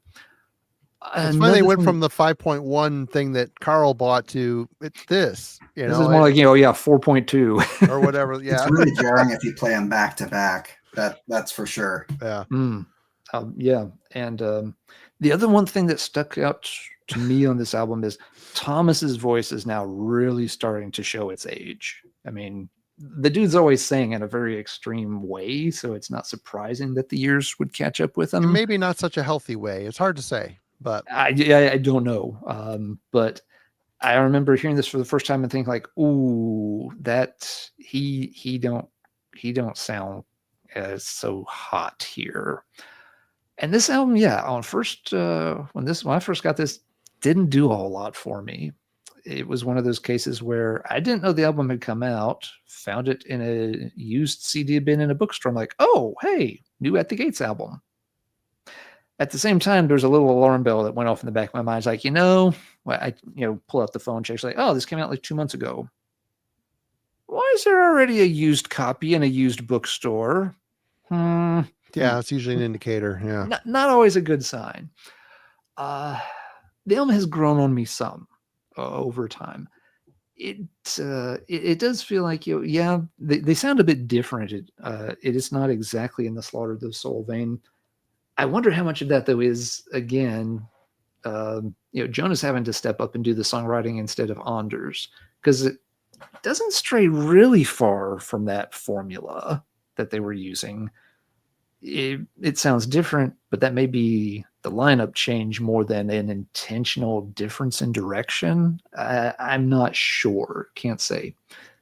The album has grown on me incrementally as I've replayed it, from time to time. So it's like, okay, it's now at the point where it's like, it's an all right album.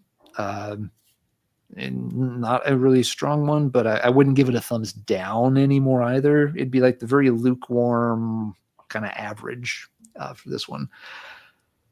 So yeah, not exactly nailing it here on album number 2 of the comeback era, but it does okay. I'll leave it at that. I can't say a lot of bad things about it, but I can't say a ton of good things about the album either. Marty, what do you think of To Drink from the Night Eternal?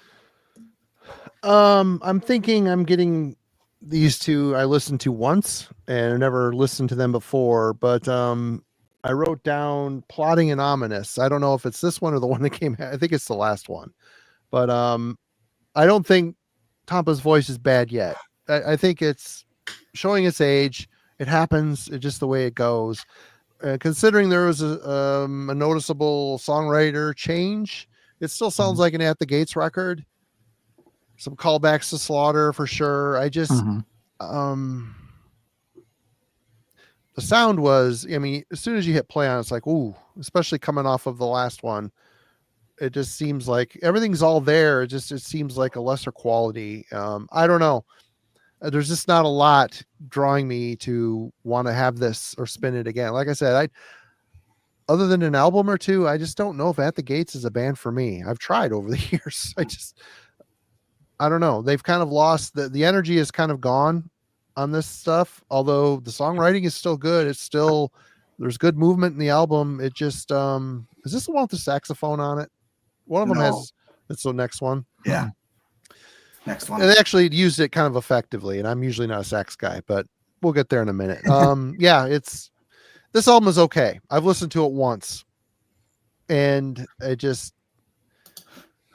nothing calling me back to it. I hate to say it. I hate to be that guy, but that's just kind of where I'm at. First impression wasn't kind of with Alan right here. It's like this. So we go to Carcass next, which is year 2021, Torn Arteries. Yeah. So it took them 8 years to follow up their comeback album, which is definitely taking their time. And Carl. Yeah, I remember with this one, I feel like my expectations were tempered a little bit. There was the EP that came out before this, Despicable.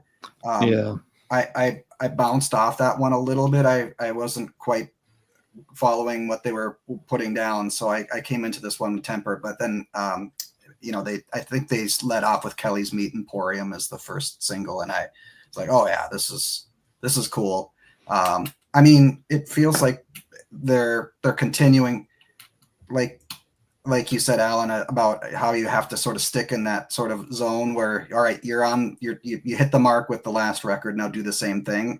Mm-hmm. It's in that same vein. It feels like it's another follow up of Surgical Steel. I feel it's a reflection of that record, and they're kind of still maintaining that level of quality. So I'm happy with it. I haven't. If I go back to the two post reunion records, I probably listen to Surgical quite a bit more than this one, but it's still a really cool record, and the cover art is kind of a nice inversion of what they used to do with the gore covers, and now it's it's vegetable gore, which is kind of cool. So I like this record. It's another killer Carcass record. Yeah. Albert. Yeah. For me, I like to preface this with this being a pandemic album. It was a pandemic album for me because I got it actually at the start of the pandemic, even though it came out like a year later. So it was something that I don't want to say got me through and be melodramatic about it, because it wasn't like that, but it was something that like I had it. I was like beyond the band and the label, was like one of the few people who had it and was able to listen to it and appreciate it and kind of look forward to a time when other people might hear it, and look forward to a time when I might be able to hear them perform songs from it live. So it has a different meaning for me in that respect, because there's all this other shit tied to it that I don't think most people would have for obvious reasons. But I think independent of that, it still kind of stands on its own as another really good Carcass album. I don't think for me it hits as hard as Surgical Steel, and I think that would again be really difficult to kind of reproduce that excitement. I think that said, I think they do a better job than most bands could hope to do after a reunion album that is that successful. If we want to look at it in that context, I think it's like really, really good. I do listen to it regularly. I don't listen to it as much as Surgical Steel, and there are, for me, skip tracks on this one that aren't, and that is not necessarily the case with Surgical Steel. So and again, for me, it's like when bands that are some of my favorite bands, whether it's Carcass or Paradise Lost or Napalm Death, when they get a little long and it's in the middle of a record, I'm just like, oh, don't do that to me. In fact, the new Paradise Lost record, I love this new record that's coming out next month, but track 3 is like 7-8 minutes long, and it's a plotter, and I'm like, oh no, don't put that there, don't do that, especially in the middle of an album, or right, towards the middle of an and I think this Carcass record is slightly guilty of that at times. Excuse me, but that again, it's following up a record that is like in its own right a modern classic. So I think it's like I think comparatively the standard that they needed to meet is maybe unfairly high, not unlike what At the Gates had to do coming off of Slaughter of the Soul in a lot of ways. So I give them a little bit of grace here, because I think on its own it's like one of the better death metal records of that year, maybe even one of the best death metal records of that year. But I think it's in a tough spot for most people, and for me, I'm appreciating it on a different level because of what it was a part of kind of my pandemic existence for a year. when most people did not have that experience with the record. So I can't give you a impartial view of this album. Right on. All right, Alan. Yeah, so we've got here another good Carcass album. And the problem is that's now the second time in a row we've said another good Carcass record. And so it's the same issue. You're this legacy band at this point, and you have genre defining albums in your catalog. And now it's 20 years later, and you're making another good album. Jeff and I were just talking about this in the chat a minute or two ago. It's like you get stuck in this mold of like, you can release a fine album, but it's not even better than your own other albums. You're competing with yourself and you're losing if you try to, when you put something else out. It can be a absolutely fine album. It can be better than the competition is putting out. And it's still like the 5th or 6th best Carcass record out of 7. So that's fine, but you get to a certain point where if you just keep making another good record, how many of those do you make? I mean, I guess as many as people are willing to buy, as many as you're willing to make. The hardcore fans, they'll buy whatever you put out. That's fine. For other folks, though, it starts to become an issue. It's like, well, Surgical Steel, was really strong, but it didn't really do anything new I hadn't heard you do before. Torn Arteries is a good album. Not really doing anything I couldn't hear on one of the other Carcass albums. So this is the point where, some people, and I'm bad to do this, I start to get a little bored with bands where I feel like they're starting to tread water a little too much. These legacy bands that have had these big moments, it is unfair, but you expect them to be able to break the mold over and over again, to incorporate something new, to take it in a different direction. You've got the chops, you've got the vision, you've had it, you've hit that kind of pay dirt multiple times before. But now you're back to what Marty and I were joking about. Now you're just on the standard Nuclear Blast contract. Testament's the poster child for that. Every 4 years, like clockwork. Overkill. Overkill too, yep. But Testament, really, every 4 years, like clockwork, they just roll Chuck Billy and Alex Skolnick, out of storage, record a Testament album, roll them back into the vault. We'll see you in 4 years. Wait, you hear the new one that's coming in October. And it's always a good one. I think it's going to be good. I'm sure of it. It will be a perfectly good Testament album, but my God, there's a lot of just good Testament albums that don't ever step out. They never color outside the lines anymore. And I guess, that's kind of where I end up with Torn Arteries. I got it when it came out, liked it. Marty and I did, a whole night about it in kind of the context of their catalog. Once I was done with it that month and put it on the shelf, it rarely ever gets a look nowadays. Because if I want to hear Carcass, there's at least 5.5 albums that I like more. And so I have to be in the mood for I want to hear my 6th favorite Carcass album, which is still a good album, but it's almost like maybe when I'm tired, it's like, oh, I don't really need to play Necroticism again. And you start to feel like you're slumming Said it. No one ever. Again, it's like Marty and I just, I'll give it the pity spin. Let's go slumming and pick the 6th best album to spin this weekend. Even though it's a perfectly good album, it's sort of a no-win for the bands in a way. So while I'm okay with Torn Arteries and it is a good album, it just it doesn't get my attention because I can hear Carcass do it on other albums I like more. The one thing that this album will always have one big asterisk, and Marty knows where I'm going with this. People in the chat were waiting for it too. Yes, I like the artwork concept. Like Carl said, yeah, it's a kind of a cool idea. Doing the rotting vegetables instead of the rotting meat. They have the lyrics printed to the songs in the booklet.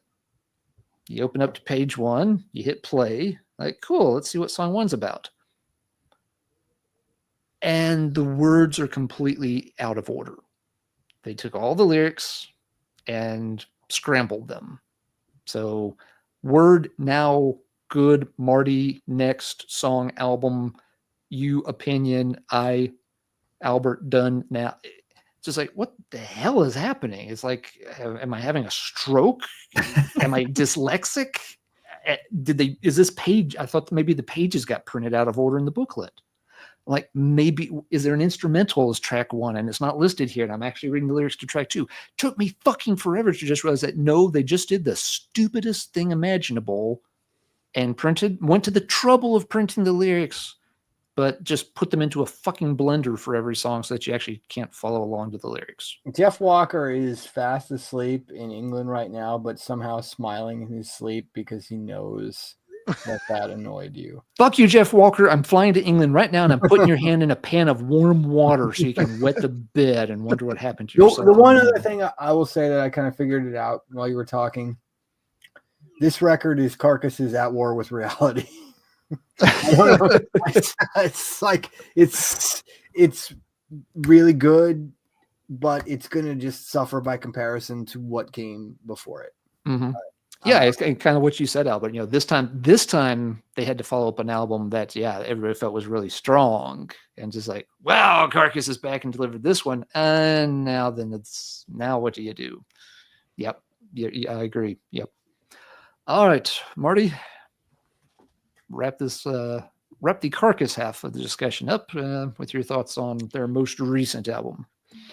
I liked it. Like you said, another good Carcass record, and I have the CD of this as well. And I tell you what, in the vehicle with a good stereo system, crank it up. It sounds great. The record is recorded perfect. It's so clear and powerful. Sounds like Carcass. I'm with you, Alan. I listened to the shit out of this for about a month, and it just kind of sat on the shelf. And I actually spun the record of it today, and it still holds up. It's a good, solid record. I'm not offended. Eleanor rigor mortis, great. They're doing what I think they should be doing. I'm comfortable with what they're doing, and like you said, is this album gonna take necroticism or Symphonies of Sickness out of my hands when I want to listen to Carcass? Nope.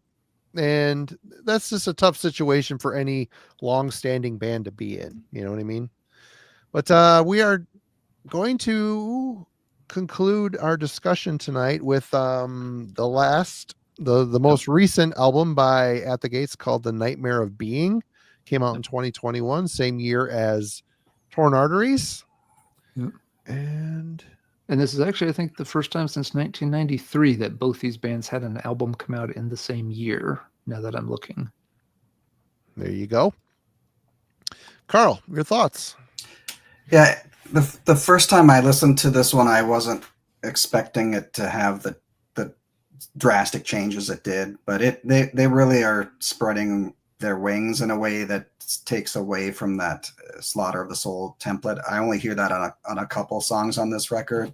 This is the one that's got the saxophone on it. It's got some big orchestral pieces, and they're certainly trying a lot of different things. Some of them work a little better for me than others, but I liked it more on recent listens than I did when it first came out. So I feel like I probably need to give this one a few more chances.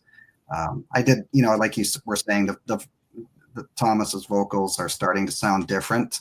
I don't dislike them, but it certainly is apparent that it's a different sound. So, and it's all I have to say about it. Really, I'm glad it exists, but it's not the one that I reach for that often. It was fun to revisit, though, thinking about looking at the whole discography and where it sits, and so I'm glad they're experimenting more.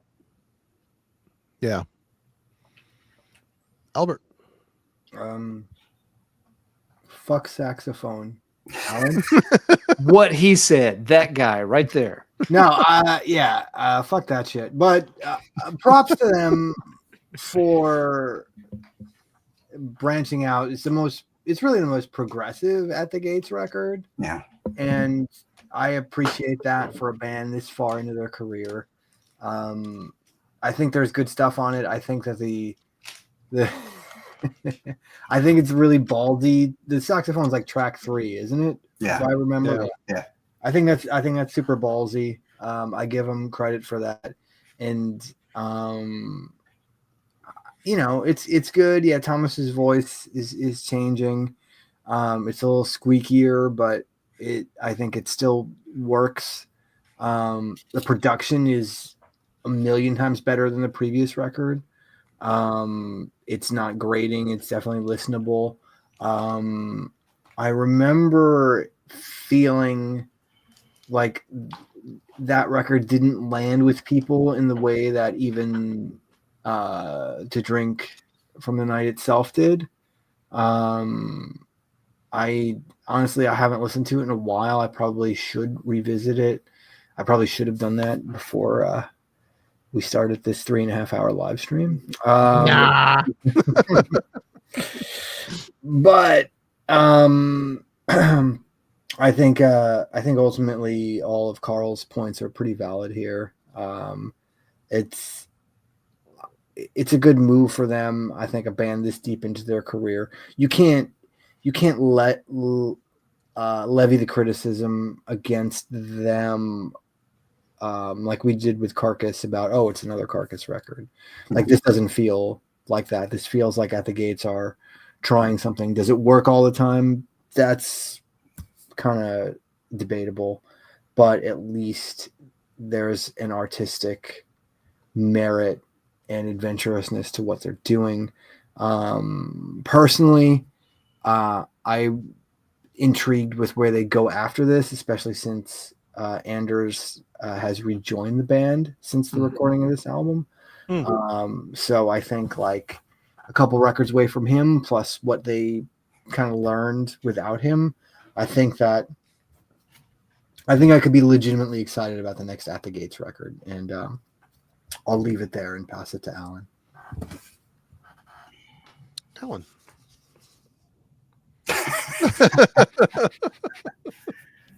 Certain things rarely belong in metal. There's an exception that proves the rule. I think it's called Japan's Psy, but beyond that, don't need the saxophone in metal.